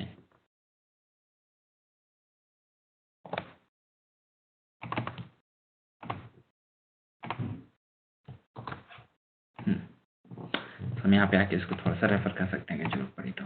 okay, सो अब हम देखेंगे compile time exception, run time exception. ठीक है, जो चीजें मैं आपको बता रहा हूँ वो सारे सबके ऊपर एप्लीकेबल होगा, बट ये जो नाम में थोड़ा सा प्रॉब्लम है, मैं इसके बारे में थोड़ा सा आपको जो है क्लैरिटी देना चाहता हूँ। बहुत बार आपसे इंटरव्यूज में पूछा जाता है और कंपाइल टाइम एक्सेप्शन क्या होती है, और ट्रस्ट मी 70% लोगों ने मुझे एटलीस्ट इंटरव्यूज के अंदर बताया है कि कंपाइल टाइम एक्सेप्शन वो होती है जो कंपाइल टाइम पे आती है, और रन टाइम एक्सेप्शन होती है जो रन टाइम पे आती है, राइट। आई होप सो आप में से किसी को अभी तक कोई प्रॉब्लम नहीं होगी, और आप तो मुझे बोल सकते हैं कि ये जो आंसर है गलत है, राइट। बट मैं फिर भी एक बार जो आपको फिर से इस चीज़ को एक्सप्लेन करूंगा कि देखिए दोस्तों, इसका नाम ऐसा बोल रहा है कि compile time exception, run time exception, but compile time exception का मतलब ये नहीं है कि वो कंपाइल टाइम पर आएगी। ठीक है, कोई भी एक्सेप्शन हो, ठीक है, कोई भी एक्सेप्शन हो, समझ लीजिए इस चीज को, कोई भी एक्सेप्शन हो आती है वो हमेशा रन टाइम पर ही है। ठीक है, कोई भी एक्सेप्शन है वो हमेशा हमेशा हमेशा रन टाइम पर ही आती है। आपके प्रोग्राम के अंदर कोई प्रॉब्लम है, आपके प्रोग्राम के अंदर आपने कोई एक ऐसी स्टेटमेंट लिखी है जिसको एग्जीक्यूट नहीं किया जा पा रहा है, नहीं किया जा सकता है, वो एक प्रॉब्लम है। वो प्रॉब्लम को आपको बताने का जो जेवीएम का तरीका है वो है एक्सेप्शन थ्रो करके। सो अगर एक्सेप्शन थ्रो करने की जो पावर है वो जेवीएम के पास है, तो आपकी कोई भी एक्सेप्शन, ठीक है, वो कंपाइल टाइम पर कैसे आ सकती है, पहला पॉइंट। ठीक है, हमेशा ध्यान में रखिएगा, कोई भी एक्सेप्शन हो, कोई भी एक्सेप्शन हो, ओके, वो हमेशा कब आती है, रन टाइम पर। आपका जेवीएम एक्सेप्शन थ्रो करता है, कंपाइलर नहीं। Very important, got it.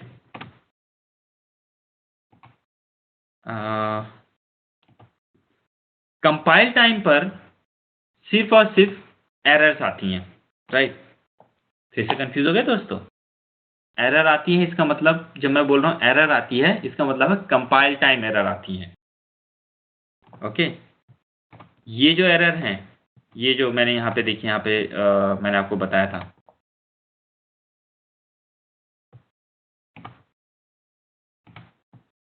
Okay, ये वाला एरर, ओके, ये एरर नहीं, कंपाइल टाइम एरर की बात कर रहा हूं। ये वाला एरर भी रन टाइम पर ही आता है, जैसे stack overflow error. Stack overflow error कब आएगा? जब आपका प्रोग्राम रन हो रहा होगा, राइट। तो इसकी कहानी मैं आपको बता चुका हूं। रन टाइम पर आपके पास सिर्फ और सिर्फ कंपाइल टाइम एरर्स आते हैं, लाइक दिस सिंटैक्स एरर। आप सेमीकोलन लगाना भूल गए हैं, लगा दीजिए। सिर्फ और सिर्फ कंपाइल टाइम एरर आती है, देखिए ये है आपकी कंपाइल टाइम एरर। आप जो है सिंटैक्स आपने गलत कर दिया, ये आपकी कंपाइल टाइम एरर है। एक्सेप्शन हमेशा रन टाइम पर ही आती है, ओके। अब हम आगे बढ़ें, उससे पहले जो है मैं आपको एक एक्सेप्शन बना के दिखाना चाहता हूँ। एक्सेप्शन बना के मैं अभी आपको दिखाने जा रहा हूँ, ताकि इसके जो सिंटैक्स हैं एक्सेप्शन से, जैसे इसके अंदर ट्राई, कैच, वो सब चीज़ें मैं आपको अच्छे से समझा पाऊँ, ओके। बट वो समझा मैं आपको तभी पाऊँगा जब मैं आपको ये क्लैरिटी दे दूँ कि भाई ये कंपाइल टाइम को, इस कंपाइल टाइम एक्सेप्शन को कंपाइल टाइम एक्सेप्शन क्यों कहा जाता है, रन टाइम एक्सेप्शन को रन टाइम एक्सेप्शन क्यों कहा जाता है, ठीक है। सो अब हम जो है उसको सबसे पहले समझने जा रहे हैं। इसका सिंटैक्स तो इसके बहुत सिंपल होते हैं, वो हम हाफ एन आवर में ख़त्म कर देंगे, ठीक है। सबसे पहले कॉन्सेप्ट को समझना जरूरी है, ओके। सो आपको एक चीज़ क्लियर हो गई कि एक्सेप्शन जो है सिर्फ और सिर्फ रन टाइम पर आती है। चलिए आगे बढ़ते हैं। दो टाइप की एक्सेप्शंस होती हैं, कंपाइल टाइम एक्सेप्शन और रन टाइम एक्सेप्शन, राइट। अब कंपाइल टाइम एक्सेप्शन को कंपाइल टाइम एक्सेप्शन क्यों कहा जाता है, रन टाइम एक्सेप्शन को रन टाइम एक्सेप्शन क्यों कहा जाता है, हम वो देखने जा रहे हैं। बट आपको मैं ये बता चुका हूं कि कंपाइल टाइम एक्सेप्शन बनाई कैसे जाती है या रन टाइम एक्सेप्शन बनाई कैसे जाती है, ओके। चलिए, जो मैंने एग्जांपल आपको स्टार्टिंग में बताया था वो मूवी वाला, वैसा ही कुछ करने की कोशिश करते हैं, ठीक है। क्लास गो टू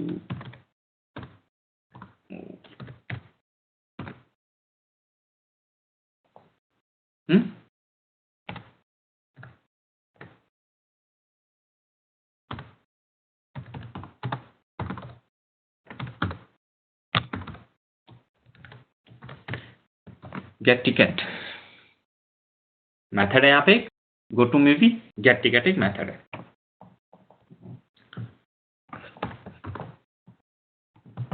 ये जो गेट टिकट मेथड है, हमने अपना बिजनेस रिक्वायरमेंट को समझा भी थोड़ी देर पहले कि भाई कोई भी बंदा जब ये गेट टिकट मेथड को कॉल करेगा, कोई भी ऑब्जेक्ट इस गेट टिकट मेथड को कॉल करेगा, तो चांसेस हैं कि टिकट सोल्ड आउट हो चुकी हैं, टिकट अवेलेबल नहीं है, राइट।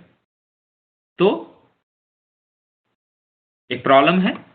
अब मैंने आपको बताया कि जावा के अंदर हर एक प्रॉब्लम को रिप्रेजेंट करने के लिए क्लास होती है, जैसे null pointer exception. Null pointer की जो प्रॉब्लम होती है उसको रिप्रेजेंट करने के लिए नल पॉइंटर एक्सेप्शन है।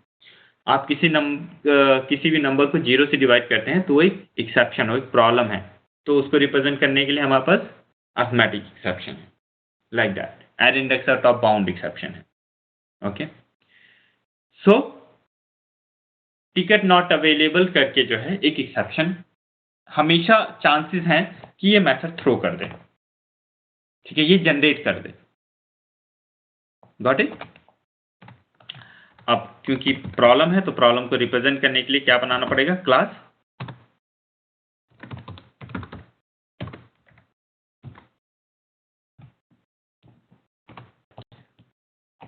टिकट नॉट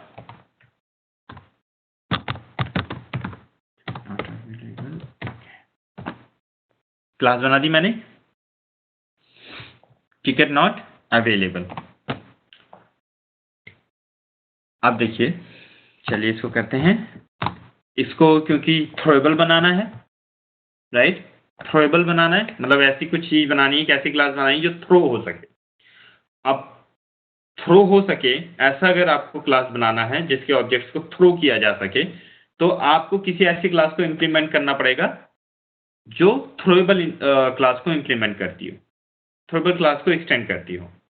सो आपकी इस क्लास को किसी ऐसी क्लास को एक्सटेंड करना पड़ेगा जो थ्रोएबल क्लास को एक्सटेंड करती हो। अब एरर तो नहीं है, क्योंकि एरर तो बहुत ही बड़ी प्रॉब्लम होती है, ठीक है, इन दोनों से हम करेंगे, एक्सेप्शंस को या रन टाइम एक्सेप्शन को।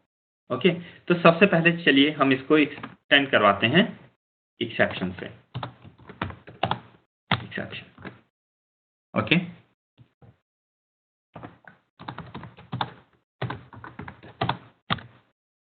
Throws.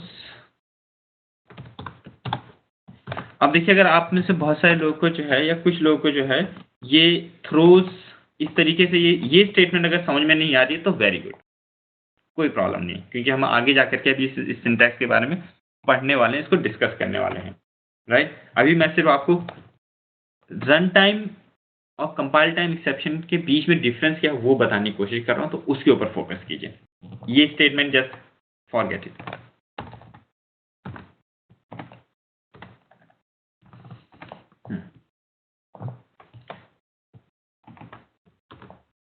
Okay, go to movie, Amit equal to new, go to movie. Okay, Amit is going to movie today, so Amit dot get ticket. Okay, ओह, ये देखिए आपका कंपाइलर, जब मैंने इस मेथड को कॉल किया तो आपका कंपाइलर मुझे कंपाइल टाइम एरर दे रहा है। ओह माय गॉड, देखते हैं क्या कंपाइल टाइम एरर दे रहा है।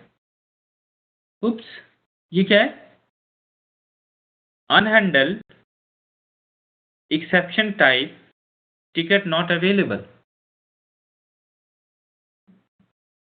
Unhandled exception type ticket not available. मैं इस मेथड को कॉल कर रहा हूं, बट ये मेथड जो है, ये मेथड थोड़ा रिस्की है। ठीक है, रिस्की क्यों है? आपके कंपाइलर को कैसे पता चल रहा है कि ये रिस्की मेथड है? क्योंकि यहां से एक एक्सेप्शन थ्रो की गई है, राइट। सो ये यहाँ पे ये एक्चुअली थ्रोज, ये लिखने का मतलब क्या है कि ये जो मेथड है ना, ये थोड़ा प्रॉब्लमेटिक मेथड है, और चांसेस हैं कि ये मेथड इस टाइप की प्रॉब्लम को जनरेट कर दे। आप इसको ऐसे समझ लीजिए अभी। तो जब मैंने इस मेथड को कॉल किया है, देखिए, तो आपका कंपाइलर मुझे एक एरर दे रहा है। उस एरर का नाम क्या है? Unhandled exception type ticket not available. Unhandled exception type, ठीक है। आपका कंपाइलर एक्चुअली मुझे बोल रहा है कि यार ये जो मेथड है ना, ये थोड़ा रिस्की मेथड है, ये प्रॉब्लम वाला मेथड है, ये प्रॉब्लम जनरेट कर सकता है ये मेथड, ठीक है। और आपने अपना बैकअप प्लान नहीं बताया मुझे कि अगर वो पर्टिकुलर प्रॉब्लम बाई चांस अगर जनरेट हो जाए तो आपका बैकअप प्लान क्या है, तो आप क्या करना चाहते हैं, right. Okay, that is what it is. So क्या करेंगे?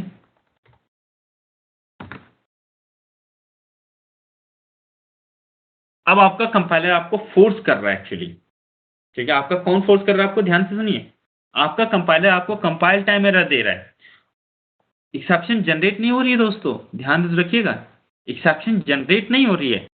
आपका कंपाइलर आपको फोर्स कर रहा है कि इसका ये मेथड एक प्रॉब्लमेटिक कोड है, ये प्रॉब्लम जनरेट कर सकता है, प्लीज उस प्रॉब्लम का सॉल्यूशन दे दीजिए मुझे, ठीक है। और सॉल्यूशन देने के लिए जो जावा के अंदर तरीका है वो कुछ इस तरीके से, ये इस सिंटैक्स के बारे में हम आगे पढ़ेंगे। ये आपने देखे ट्राई कैच लगा दिया तो क्या हुआ? कंपाइलर ने आपके मेथड को, कौन से मेथड को? मेन मेथड को, या इस कोड को कंपाइल कर दिया, इस कोड को कंपाइल कर दिया सिर्फ ट्राई कैच लगाने से। बट अगर आप ये ट्राई कैच नहीं लगाएंगे तो आपको कंपाइलर आपको कंपाइल टाइम एरर दे रहा है। ध्यान से सुनिए, कंपाइल टाइम एरर दे रहा है, वो एक्सेप्शन जनरेट नहीं कर रहा है। ओके, सो आप यहां पे आ जाओ। अभी ये जो हमारी क्लास है टिकट नॉट अवेलेबल, किसको एक्सटेंड किया इसने? एक्सेप्शन को।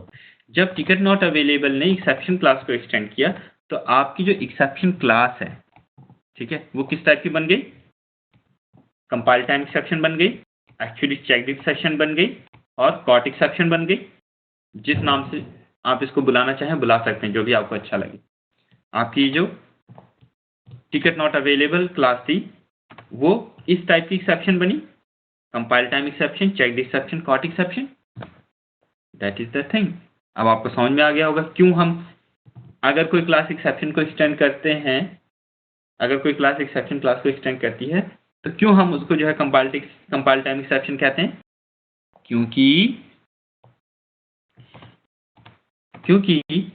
अगर आप उस एक्सेप्शन को, ठीक है, एक ऑल्टरनेट प्रोवाइड नहीं करेंगे, एक सॉल्यूशन प्रोवाइड नहीं करेंगे, अगर आप उसके लिए बैकअप प्लान नहीं बनाएंगे, कैसे नहीं बनाएंगे, ट्राई कैच लिख करके, ठीक है, तो आपका कंपाइलर आपको कंपाइल टाइम एरर देता है।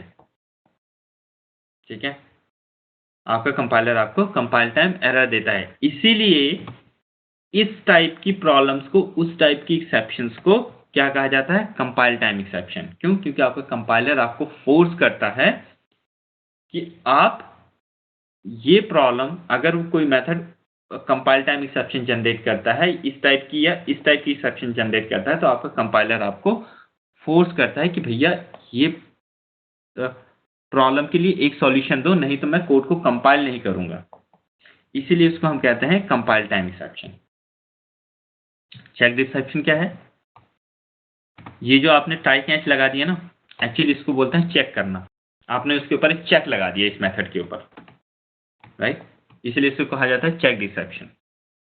ठीक है, और कॉट एक्सेप्शन, ठीक है, हमेशा इसको कैच करने की जरूरत पड़ती है। ये कैच लगाया ना आपने ये मेथड के अंदर, देखिए कैच, इसे कहा जाता है कैच ब्लॉक। सो अगर आपकी कोई क्लास एक्सेप्शन क्लास को एक्सटेंड करती है directly instead of run time exception, उसकी क्लास की हायरार्की के अंदर जो है कहीं पर भी रन टाइम एक्सेप्शन नहीं आती है, तो हम उसे कहते हैं compile time exception, caught exception, checked exception. Compile time exception वो एक्सेप्शंस होती हैं जिन्हें आपका जेवीएम फोर्स करता है कि आप उसको ट्राई कैच ब्लॉक के अंदर रखिए और ट्राई कैच ब्लॉक लगा करके कैच ब्लॉक के अंदर एक सॉल्यूशन दीजिए, एक कोड लिखिए। यहाँ इस कैच ब्लॉक के अंदर आपको लिखना है। ठीक है, एक्चुअली ये है आपका मूवी टिकट 1 के अंदर गया, सॉरी हॉल ए के अंदर गए आप। ठीक है, आपका जो मूवी थिएटर ए था, अगर वहां पर ये एक्सेप्शन जनरेट हो गई तो क्या करना है आपको, वो आपको इस कैच ब्लॉक के अंदर लिखना है। ये कैच ब्लॉक तभी एग्जीक्यूट होता है जब आपका ये जो ट्राई है, ट्राई करने का मतलब समझते हो ना क्या है? आपके दोस्त ने बोला, आपके फ्रेंड बोलते हैं ना कि यार वो वहां पे मूवी की टिकट मिल भी सकती है, नहीं भी मिल सकती है। ठीक है यार, वो बहुत भीड़ रहती है वहां पे हॉल ए के अंदर। तो आप क्या बोलते हैं, ठीक है यार ट्राई करते हैं ना, हो सकता है मिल जाए मूवी की टिकट, राइट? ये वही तो है ट्राई। ठीक है, ये मेथड जो आपका गेट टिकट मेथड एक प्रॉब्लम एक्सेप्शन, एक प्रॉब्लम जनरेट कर सकता है, एक्सेप्शन थ्रो कर सकता है। आपने क्या बोला जेवीएम को, यार मुझे मालूम है, ट्राई तो करने दो, ट्राई कर लेते हैं। तो this is your try. Next आपका क्या है, कैच। कैच के अंदर वो सॉल्यूशन लिख देते हैं आप कि अगर इस पार्ट में प्रॉब्लम आई तो ये सॉल्यूशन दे दो। Got it? अब हम इसको वापस से उसी तरीके से कर देते हैं। आप देखिए, क्योंकि मैंने यहाँ से ट्राई कैच हटा दिया तो आपका कंपाइलर फिर से कंपाइल टाइम एरर देने लगा है। अब कंपाइल टाइम एरर दे रहा है तो प्रॉब्लम है।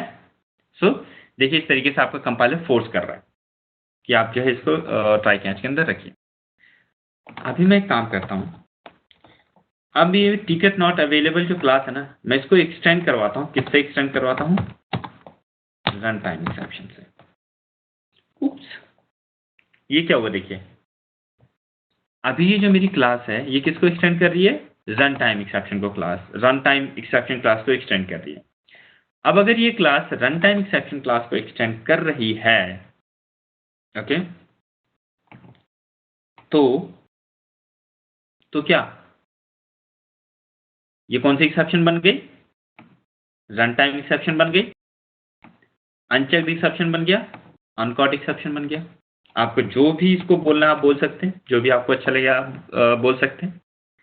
सो रन टाइम एक्सेप्शन बनी, अनचेक्ड एक्सेप्शन बनी, अनकंपाइल्ड एक्सेप्शन बनी, राइट? किसी भी नाम से बुला सकते हैं आप।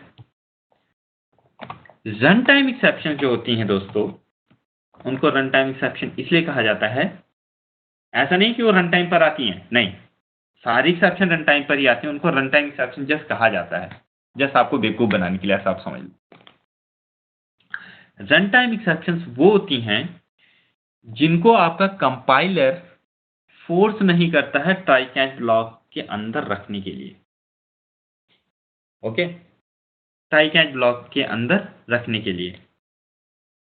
जैसे कि आप ये देखिए, इससे पहले जब ये जो है एक्सेप्शन को एक्सटेंड कर रहा था, राइट, तो आपका कंपाइलर यहाँ पे कंपाइल टाइम एरर दे रहा था क्योंकि आपने इसको ट्राई कैच के अंदर नहीं रखा था।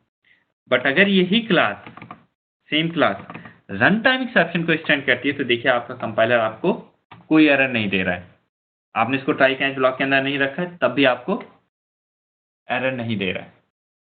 ओके, सो रन टाइम एक्सेप्शंस को आपका कंपाइलर फोर्स नहीं करता है ट्राई कैच ब्लॉक के अंदर रखने के लिए। ओके, इसीलिए इस टाइप की एक्सेप्शंस को क्या कहा जाता है, या वो क्लासेस जो डायरेक्टली या अपनी हायरार्की के अंदर कहीं पे भी बीच में रन टाइम एक्सेप्शन को एक्सटेंड कर रही होती हैं, तो हम उन्हें कहते हैं run time exception, unchecked exception, क्योंकि उन्हें जो है चेक करने की जरूरत नहीं पड़ती है, उन्हें ट्राई कैच ब्लॉक के अंदर रखने की जरूरत नहीं पड़ती है। अनकॉट एक्सेप्शन, क्योंकि कंपाइलर उन्हें फोर्स नहीं करता है कैच करने के लिए, कंपाइलर उन्हें फोर्स नहीं करता है चेक करने के लिए। सो इसलिए उनको ये तीनों नाम से जाना जाता है। सो इसको ध्यान में रखिएगा। Got it? अब थ्योरी का एक लास्ट पॉइंट है, उसको भी देख लेते हैं, इसके बाद जो है सिंटैक्स के ऊपर जाएंगे। आप एक एक्सेप्शन बना रहे हैं, ये एक्सेप्शन देखिए हम लोगों ने बनाई थी, ठीक है, नॉट अवेलेबल।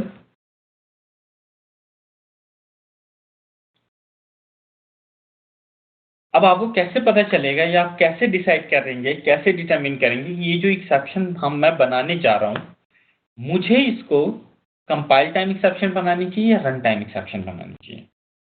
ओके, कैसे आप डिसाइड करेंगे कि ये जो एक्सेप्शन हम बना रहे हैं, ये पर्टिकुलर एक्सेप्शन को हमें कंपाइल टाइम एक्सेप्शन बनाना चाहिए या रन टाइम एक्सेप्शन बनाना चाहिए?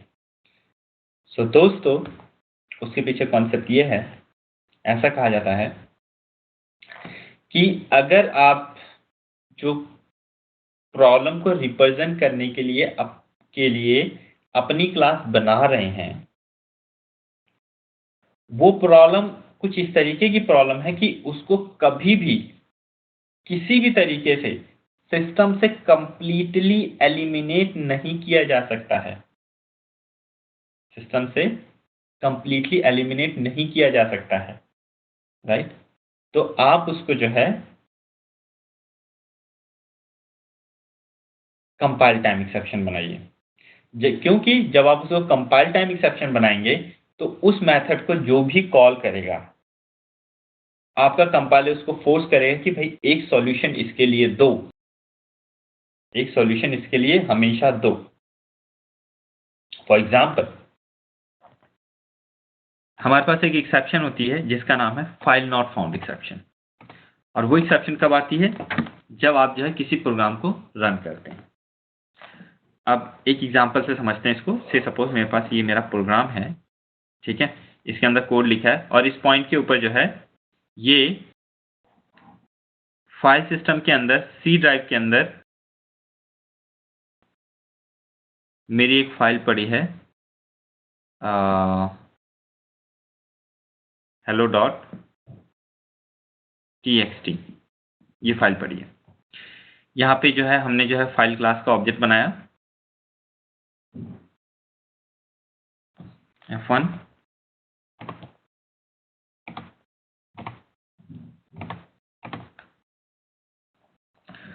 Equal to oops shit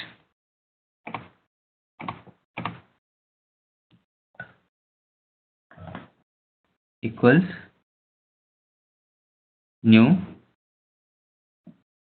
file, right? Okay, ठीक है। अभी जो है ये जो फाइल का कंस्ट्रक्टर है, आपको अभी हम आगे क्लासेस हम इनपुट आउटपुट पढ़ेंगे तो आपको समझ में आएगा कि फाइल क्या है, कैसे है। बट जावा के अंदर क्लास है फाइल, जो फाइल को बेसिकली एक फाइल को आपकी फाइल सिस्टम के अंदर अगर कोई फाइल है उसको रिप्रेजेंट करने के लिए जावा के अंदर जो क्लास है वो फाइल है। और यहाँ पर आप बेसिकली पाथ देते हैं, फाइल का जो कंस्ट्रक्टर होता है फाइल क्लास का, उसके कंस्ट्रक्टर के अंदर पाथ दे देते हैं, तो आपकी जो ऑब्जेक्ट है वो उस बेसिकली समझ लीजिए फाइल के साथ कनेक्ट हो जाता है, उसको रिप्रेजेंट करने लगता है, राइट? ये जो फाइल क्लास का कंस्ट्रक्टर है, ठीक है, ये एक एक्सेप्शन थ्रो करता है, ठीक है। कौन सी एक्सेप्शन थ्रो करता है? File not found exception, right? File not found exception. अब से suppose file not found exception बनाने का जो रिस्पॉन्सिबिलिटी है वो मैंने अमित को दिया। अमित ने बना दी क्लास जिसका नाम रख दिया उन्होंने file not found exception, right? अब उन्हें ये डिटरमिन करना था, ये डिसीजन लेना था कि ये क्लास वो कंपाइल टाइम एक्सेप्शन बनाए या रन टाइम एक्सेप्शन बनाए, राइट? तो वो कैसे डिसाइड करेंगे कि इसे कंपाइल टाइम एक्सेप्शन बनानी चाहिए, रन टाइम एक्सेप्शन बनानी चाहिए, राइट?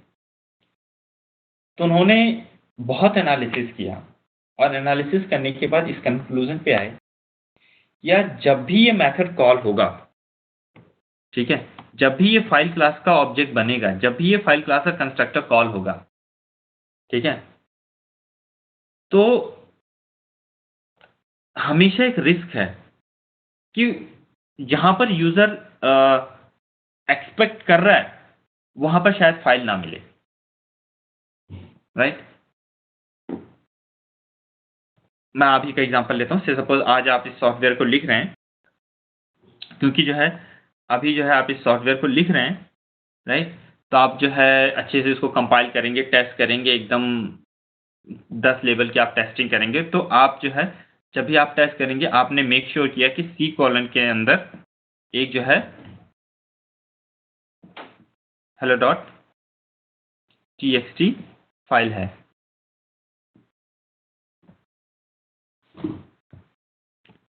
30 मिनट्स।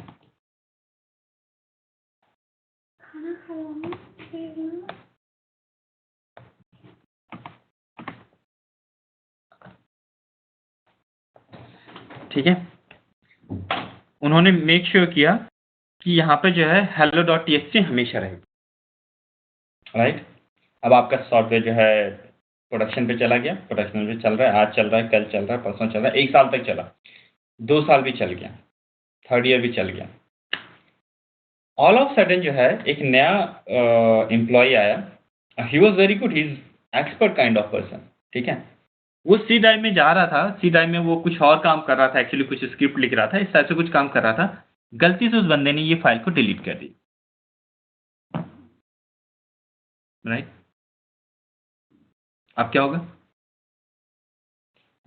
अब नेक्स्ट टाइम आपका जब ये कोड एग्जीक्यूट होगा तो फाइल का ऑब्जेक्ट ही नहीं बनेगा। जब फाइल का ऑब्जेक्ट नहीं बनेगा तो ये फाइल के ऊपर जो नेक्स्ट हमारे लॉजिक लिखा हुआ है इसके नीचे, वो कैसे एग्जीक्यूट होगा? प्रॉब्लम आ गई ना?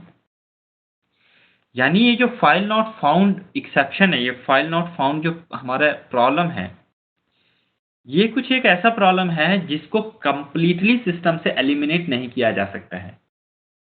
आज की डेट में शायद एलिमिनेट हो गया है क्योंकि वो कंडीशन फुलफिल हो रही है, बट कोई भी चीज की गारंटी नहीं ले सकता कि वो कंडीशन हमेशा ही फुलफिल होगी, या वो प्रॉब्लम हमेशा ही कुछ एक ऐसा कर दिया जाए जिससे कि वो प्रॉब्लम हमेशा के लिए खत्म हो जाए, राइट? ऐसा कुछ नहीं किया जा सकता है। अब क्योंकि ऐसा कुछ नहीं किया जा सकता है, तो जिसने भी ये फाइल क्लास बनाई है, उसका कंस्ट्रक्टर बनाया, वो जो एक्सेप्शन यहाँ से फाइल के कंस्ट्रक्टर से जो एक्सेप्शन थ्रो कर रहा है, वो एक ऐसी एक्सेप्शन होनी चाहिए कि वो हमेशा इस फाइल क्लास के यूजर्स को, मीन्स मुझे और आपको, वो हमेशा फोर्स करे कि भाई ये एक रिस्की कोड है और इतना खतरनाक रिस्की कोड है कि आपको इसके लिए एक सॉल्यूशन देना ही देना पड़ेगा, एक बैकअप प्लान बनाना ही पड़ेगा, एक ऑल्टरनेट देना ही पड़ेगा। ये इतना खतरनाक कोड है क्योंकि एक ऐसी प्रॉब्लम, ये जो फाइल थ्रो करता है, फाइल क्लास का जो कंस्ट्रक्टर एक ऐसी प्रॉब्लम थ्रो करता है जिसको आप कंप्लीटली सिस्टम से नहीं हटा सकते हैं। तो ये मैंडेटरी है आपके लिए कि भाई इसका एक सॉल्यूशन आप दीजिए, कुछ ना कुछ सॉल्यूशन आप दीजिए। ओके, सो इस वजह से आपका जो फाइल क्लास के अंदर जो कंस्ट्रक्टर है वो एक एक्सेप्शन थ्रो करता है, फाइल नॉट फाउंड एक्सेप्शन, जिसकी वजह से जब आप फाइल क्लास को यूज करते हैं तो फाइल, आपका कंपाइलर आपको हमेशा बोलता है कि भैया देखो बहुत खतरनाक कोड है, ये बहुत एक ऐसी प्रॉब्लम थ्रो करता है जो कभी भी आ सकती है और आप कुछ भी कर लीजिए, you can not make sure that कि ये प्रॉब्लम आज नहीं आएगी तो 10 साल के बाद भी नहीं आएगी, या 5 साल के बाद भी नहीं आएगी, या 5 महीने के बाद भी नहीं आएगी। आप ऐसा कुछ नहीं कर सकते। तो आप जो है प्लीज एक बैकअप प्लान बना दो कि अगर फाइल वहां पे नहीं मिलती तो मैं क्या करूं। आपके जेबीएम को बता दो कि फाइल नहीं मिलती है तो क्या करना है। ओके, सो इस टाइप की प्रॉब्लम्स को रिप्रेजेंट करने के लिए हमारा जो है कंपाइल टाइम एक्सेप्शन होता है। रन टाइम एक्सेप्शन उन प्रॉब्लम्स को रिप्रेजेंट करने के लिए होता है जिनको जो है हम सिस्टम से एलिमिनेट कर सकते हैं कुछ ना कुछ करके। ठीक है, अब इधर आ जाइए, फिर से आगे बढ़ते हैं। ओके, अब हम जो है जावा के एक्सेप्शंस के सिंटैक्स को पढ़ेंगे। ओके, सिंटैक्स के अंदर हम लोग सबसे पहले ट्राई कैच पढ़ेंगे, फिर मल्टीपल कैचेस पढ़ेंगे, देखेंगे, और फिर आपका फाइनली थ्रो एंड थ्रो। ये 4 चीजें हमें पढ़नी है।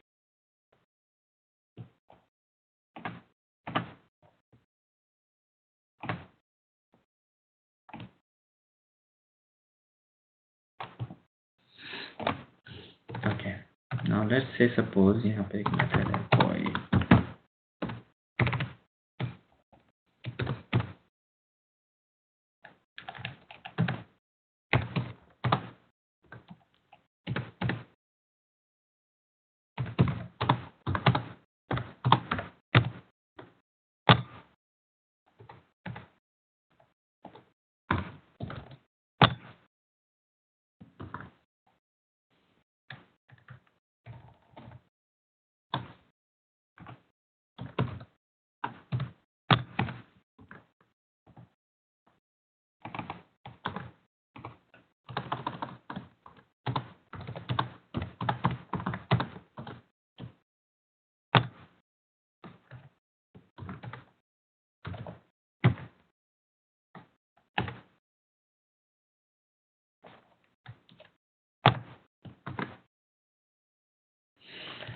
ओके,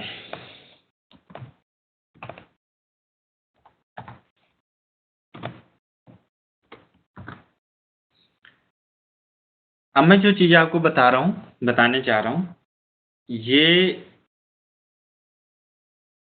सेम होंगी आपका किसी भी टाइप का एक्सेप्शन हो या आपकी जो है रन टाइम वाली एरर हो, सबके ऊपर सेम होगी। अब मैं आपको फ्लो बताने जा रहा हूं कि आपके प्रोग्राम के अंदर अगर कभी भी कोई एक्सेप्शन आ जाती है तो क्या होता है, एक्सेप्शन को किस तरीके से हैंडल किया जाता है, वगैरह वगैरह, उस टाइप की चीजों को। ठीक है,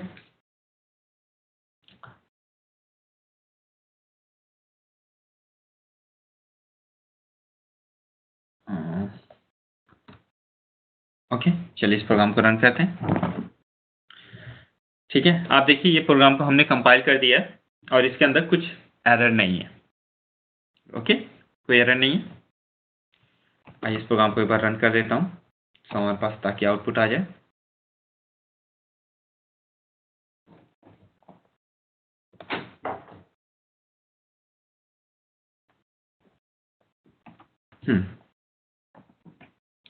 सो देखिए जब मैंने इस प्रोग्राम को रन किया तो आपके सामने ये आउटपुट है, आउटपुट ये आ रहा है। अब हम देखेंगे आउटपुट क्यों आया है, कैसे आया है। अब हम इस प्रोग्राम को स्टेप बाय स्टेप रन करके समझेंगे। ठीक है, बहुत इंपॉर्टेंट है, ध्यान से देखिएगा।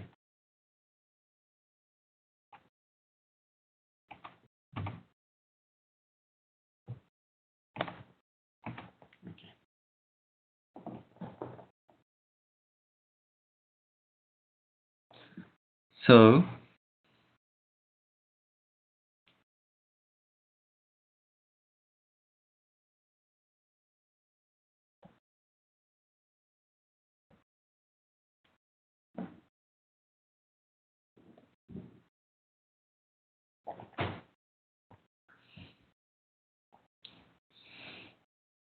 अभी हम इस प्रोग्राम को रन करेंगे।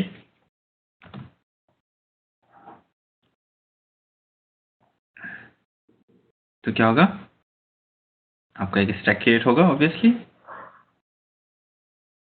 एक ही क्रिएट होगा। सो जीपीएम सबसे पहले आपके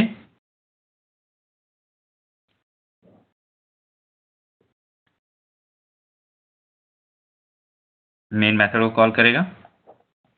सो देखिए, जब आपका जेबीएम जो है मेन मेथड को कॉल करेगा तो कुछ इस तरीके से होगा। नेक्स्ट स्टेटमेंट में आ जाइए। नेक्स्ट स्टेटमेंट में क्या होगा, आपका टेस्ट क्लास, एक ऑब्जेक्ट क्रिएट होगा हीप के अंदर। टेस्ट क्लास नेम से इसके अंदर क्या होगा, एम, यहाँ पे 0 होगा। और इस ऑब्जेक्ट का रेफरेंस कहाँ पे स्टोर हो जाएगा, आपका स्टैक के अंदर, T1 रेफरेंस वेरिएबल के अंदर, जिसके अंदर क्या होगा 0 1 1। सो हम कहेंगे कि ये इसको रेफर कर रहा है। ये स्टेटमेंट एग्जीक्यूट हो गई। नेक्स्ट स्टेटमेंट में आइए। अब ये सब चीज़ें मैं आपको बता चुका हूँ तो वापस से मैं रिपीट नहीं करूँगा। तो क्या होगा, आपका कॉल मेथड कॉल होगा।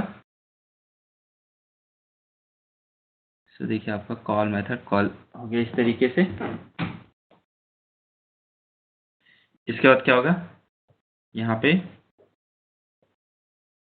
दिस होगा, इस दिस के अंदर क्या कॉपी हो जाएगा 0 1 1। हम क्या बोलेंगे, ये दिस भी इसी ऑब्जेक्ट को रेफर कर रहा है। और 0 आपने यहाँ पे से पास किया है, वो कहाँ पे स्टोर हो जाएगा, यहाँ पर। तो वाई के अंदर क्या वैल्यू होगी 0। सब आपका जब मेथड कॉल होगा तो आपके जेबीएम के अंदर इस तरीके से स्टैक फ्रेम्स अरेंज हो जाएंगे। नेक्स्ट स्टेटमेंट में आइए। यहाँ पे देखिए आपने क्या किया, आपने अपने जेबीएम को बोला कि 5 डिवाइडेड बाई वाई की वैल्यू क्या है 0। तो आपके जेबीएम ने 5 डिवाइडेड बाई 0 कर दिया। बट 5 डिवाइडेड बाई 0 की जो वैल्यू है वो क्या है, इन्फिनिटी। अब इन्फिनिटी को आपका जेबीएम इस छोटे से 4 बाइट के वेरिएबल के अंदर स्टोर नहीं कर सकता। अब क्योंकि इसके 4 बाइट के वेरिएबल के अंदर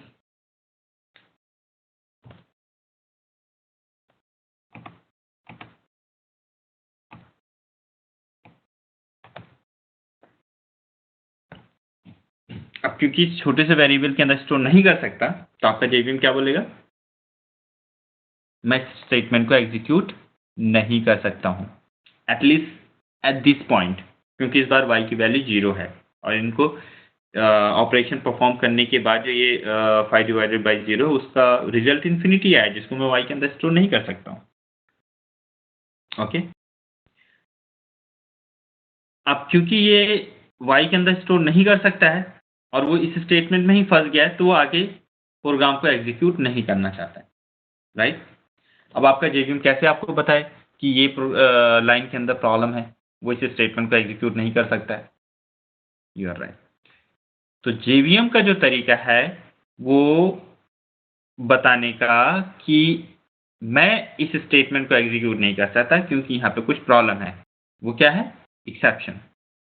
जेबीएम जैसे ये डिटरमिन करेगा कि इस ऑपरेशन का एक्स 5 डिवाइडेड बाई 0 इन्फिनिटी है, इसको x के अंदर स्टोर नहीं कर सकता हूं मैं क्योंकि वो इंटीजर टाइप है, और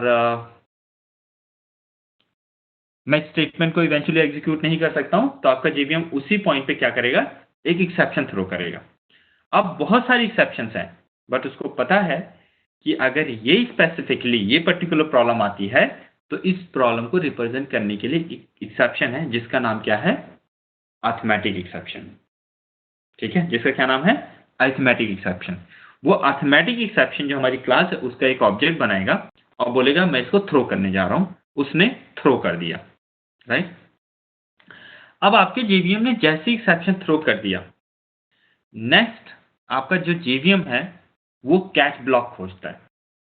वो देखता है कि यार इस मेथड के अंदर इस टाइप की अगर कोई प्रॉब्लम आएगी तो उस प्रॉब्लम को सॉल्यूशन या उसका ऑल्टरनेटिव या उसका कोई बैकअप प्लान दिया गया है यहाँ पे, राइट। सबसे पहले वो क्या, जो हमारा कैच ब्लॉक है, राइट, वो उस सेम मेथड के अंदर आपका जेवीएम कैच ब्लॉक खोजता है।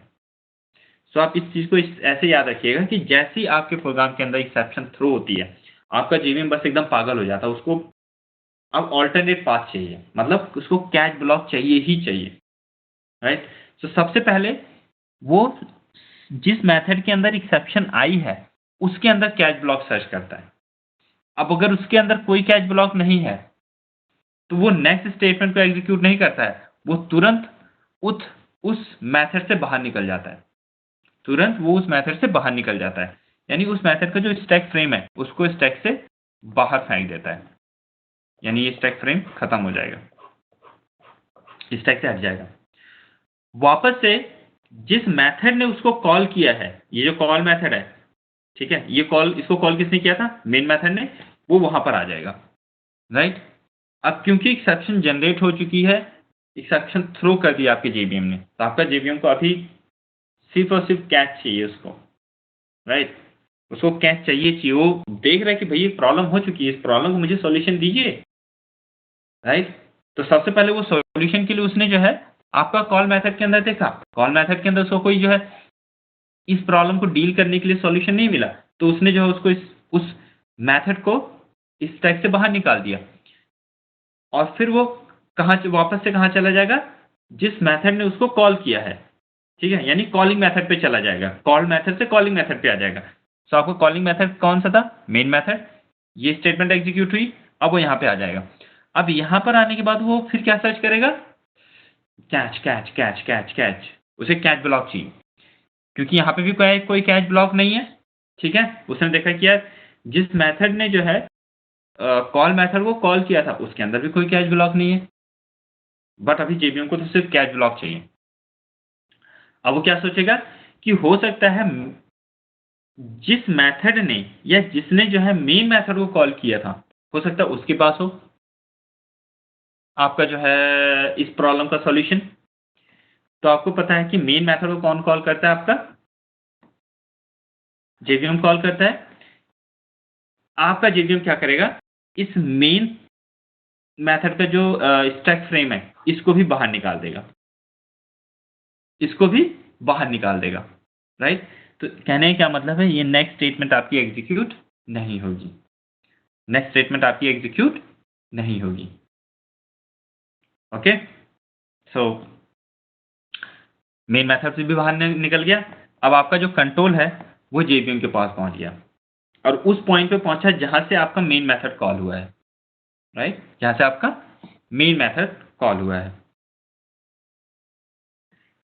सो वहां पे क्या है कि आपका जेवीएम जो है एक्सेप्शन को कैच करता है, एक्सेप्शन को कैच करने के बाद उसका जो स्टैक ट्रेस है, ये जो स्टैक ट्रेस बोला जाता है इसको, जो इसका जो स्टैक ट्रेस है उस मेथड का या उस फ्लो का, उसको प्रिंट कर देता है और जेवीएम को टर्मिनेट कर देता है। वहां पे ऐसा लिखा हुआ उस आपके जेवीएम के अंदर कि अगर आपकी एक्सेप्शन थ्रो होते होते जो है कहीं पर भी उसको कैच नहीं मिला, कहीं पर भी कैच नहीं किया गया और इवेंचुअली जो है जेवीएम के पास पहुंच जाता है, तो जेवीएम उसको जो है उस एक्सेप्शन को कैच करता है, उसका स्टैक ट्रेस प्रिंट कर देता है और स्टैक ट्रेस प्रिंट करने के बाद जेवीएम को टर्मिनेट कर देता है।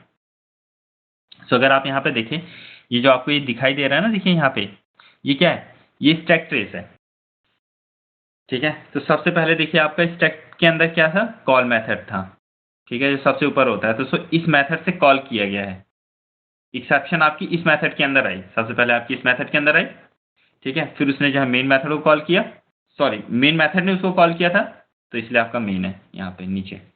सो जब भी आप इस तरीके से एक्सेप्शन देखें, तो अगर आपको ये फाइंड आउट करना है कि एक्सेप्शन किस मेथड के अंदर आई है, तो आप सबसे ऊपर चले जाइए, ठीक है। सो कॉल मेथड के अंदर से एक्सेप्शन आई है। कॉल मेथड को किसने कॉल किया था? मेन मेथड ने। मेन मेथड के अंदर भी कैश नहीं मिला, इसलिए वो यहाँ पर है, राइट। अब इसी तरीके से अगर मैं इसको ऐसे कर दूं, देखिए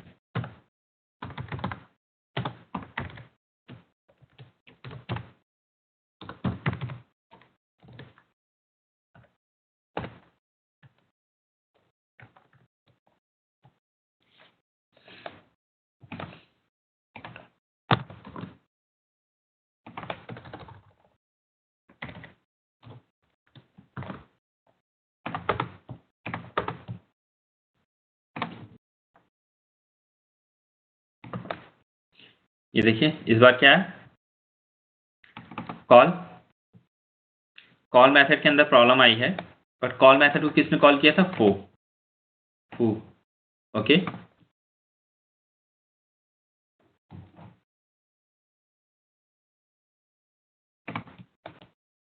फू मेथड को किसने कॉल किया था? मेन मेथड ने। ये देखिए आपका स्टैक ट्रेस इस तरीके से आ रहा है, तो इसको याद रखिएगा, ठीक है।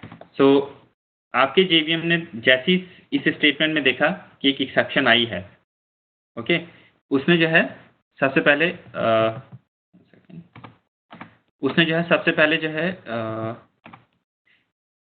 कहाँ पे जो है ऑल्टरनेट पाथ या आपका जो है कैच कहाँ पे उसने सबसे पहले खोजा? कॉल मेथड के अंदर, ओके। कॉल मेथड के अंदर खोजा, कॉल मेथड के अंदर उसको कैच नहीं मिला, तो उसने जाके कहाँ पे सर्च किया? जिसने कॉल मेथड को कॉल किया। कॉल मेथड को किसने कॉल किया? फो मेथड के अंदर। फो मेथड के अंदर वो वापस जाता है, क्योंकि फो मेथड के अंदर कोई कैच नहीं है, तो कहाँ पे जाके सर्च करेगा? जिसने फू को कॉल किया था। फू को किसने कॉल किया था? Main method. मेन मेथड के अंदर जाके सर्च किया उसने कि यहाँ पे कोई कैच है या नहीं।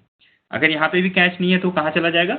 बाहर चला जाएगा, जेवीएम के पास चला जाएगा, राइट। सो इसको प्रूव करने के लिए मैं एक काम करता हूँ, देखिए यहाँ पे है आपका SYS, मैं यहाँ पे लिखता हूँ 1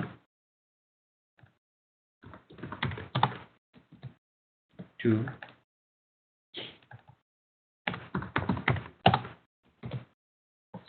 3 4 5। अगर मैं आपसे पूछूं कि बताइए इसका आउटपुट क्या होगा, तो बताइए क्या होगा, ट्राई कीजिए।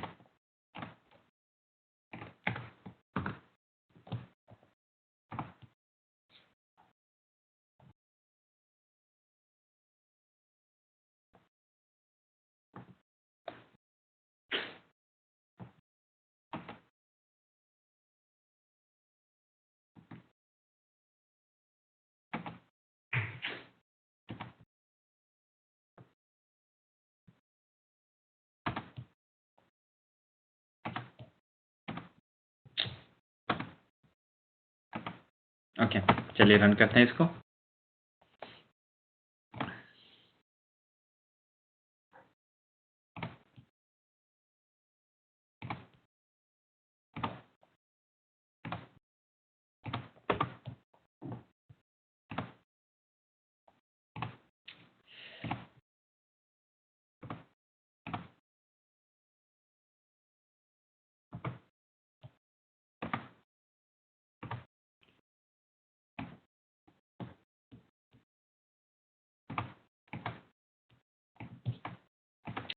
ठीक है, सो अभी अगर जो है मैं देखिए इस प्रोग्राम को वापस से रन कर रहा हूँ। सो आपका आउटपुट आया है 2 और 4, ओके। सो आइए समझते हैं कि आपका आउटपुट जो है 2 और 4 क्यों आया। मैं स्पेस कम कर दूं ताकि प्रोग्राम हमें पूरा स्क्रीन के ऊपर दिखाई दे, ओके। आइए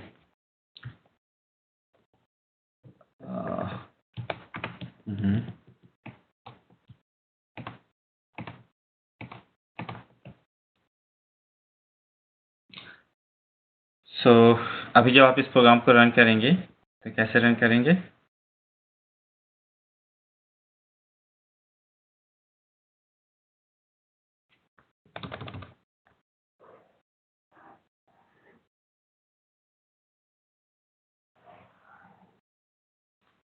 आपका स्टैक क्रिएट होगा, हीप क्रिएट होगा, फिर जो है आपका JVM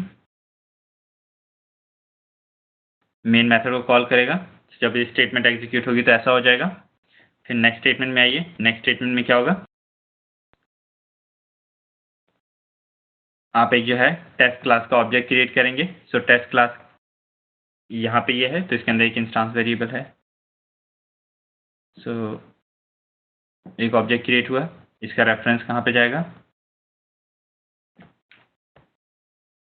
sorry problem with my digital pen, इसका तो मैं कुछ नहीं कर सकता हूँ। T1 के अंदर यहाँ पे बस 0 1 1, तो हम कहेंगे T1 इसको रेफर कर रहा है, फर्स्ट स्टेटमेंट एग्जीक्यूट हो गई। नेक्स्ट स्टेटमेंट में आइए, नेक्स्ट स्टेटमेंट क्या होगा, system dot out dot println 2। सो आपका जो है स्क्रीन पे क्या प्रिंट हो जाएगा, 2। फिर नेक्स्ट स्टेटमेंट में क्या होगा, T1 डॉट foo। सो आपका जो है सबसे पहले जो आपका जो JVM है वो क्या करेगा, foo मेथड को कॉल करेगा। तो foo मेथड क्या होगा आपका, स्टैक के अंदर आ जाएगा foo, यहाँ पे होगा आपका दिस, इस दिस के अंदर क्या होगा 0 1 1, ये दिस जो है इसको रेफर करेगा। सो आपका ये देखिए foo मेथड कॉल हो गया। इसके बाद क्या होगा, ये स्टेटमेंट प्रिंट होगी, ये स्टेटमेंट एग्जीक्यूट होगी। जब ये स्टेटमेंट एग्जीक्यूट होगी तो क्या होगा, system dot out dot println 4। So next आपका क्या प्रिंट हो जाएगा, 4। ये स्टेटमेंट एग्जीक्यूट हो गया। अब ध्यान से देखिए एकदम, नेक्स्ट स्टेटमेंट में आपने क्या किया, कॉल मेथड को कॉल किया, कॉल मेथड कॉल हुआ, यहाँ पे क्या होगा दिस, इस दिस के अंदर क्या होगा 0 1 1। सो हम क्या बोलेंगे, ये दिस इस ऑब्जेक्ट को रेफर कर रहा है। ओके, नेक्स्ट स्टेटमेंट में क्या होगा,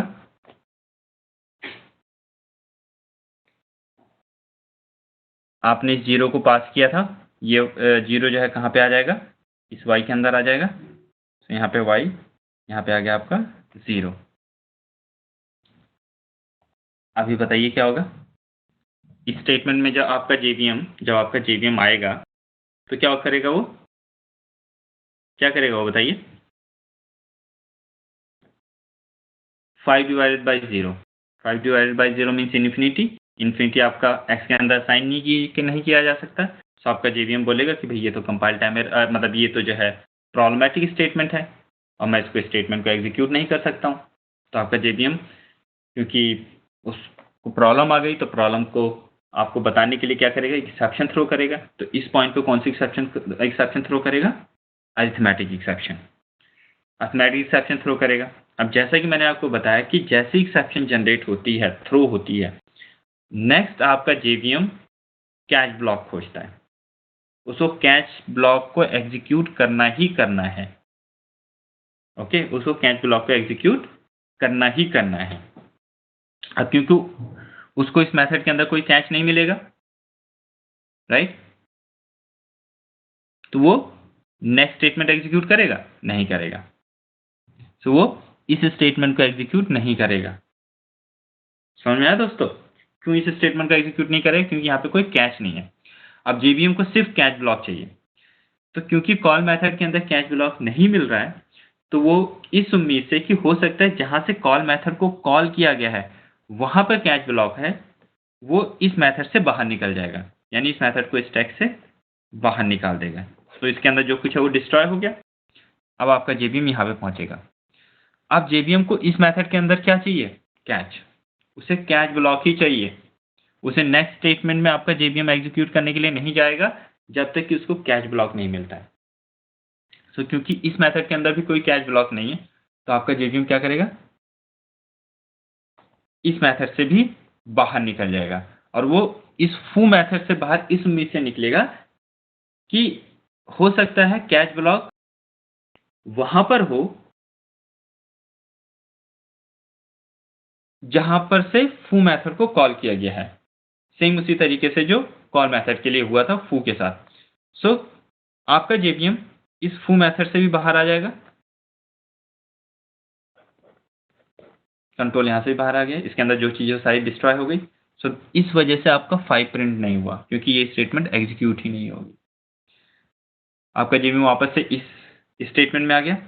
अब JVM यहाँ पे भी आपका कैच सर्च करेगा, ठीक है, क्योंकि आपके JVM को यहाँ पे भी कोई कैच ब्लॉक नहीं मिलता है, ठीक है। तो आपका JVM क्या करेगा,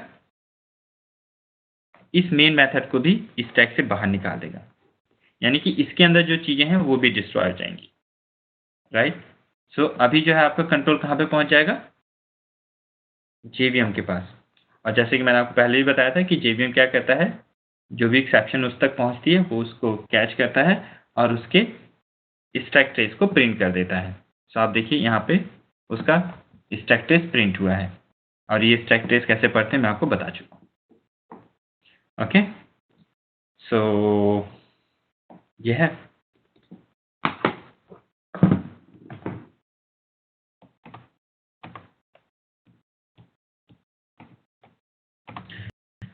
सो दोस्तों ये आपका फ्लो था, अगर आपने जो है आपकी एक्सेप्शन जनरेट होती है। सो याद रखिएगा, जैसे आपकी एक्सेप्शन जनरेट होती है क्या होता है मैंने आपको बता चुका हूँ।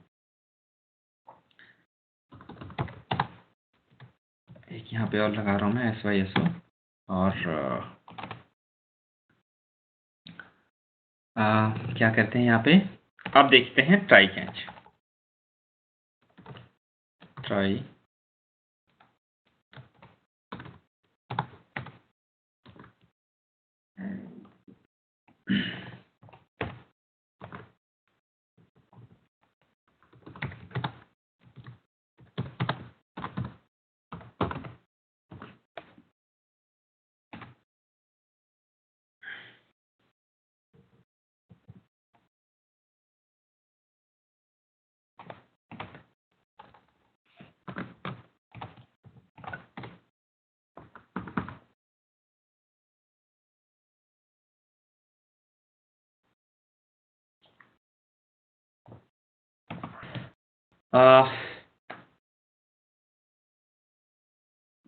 चलिए दोस्तों, ट्राई कैच जो है मैं आपको जो है नेक्स्ट सेशन में बताता हूँ। आज के लिए मुझे लगता है इतना ही काफ़ी है।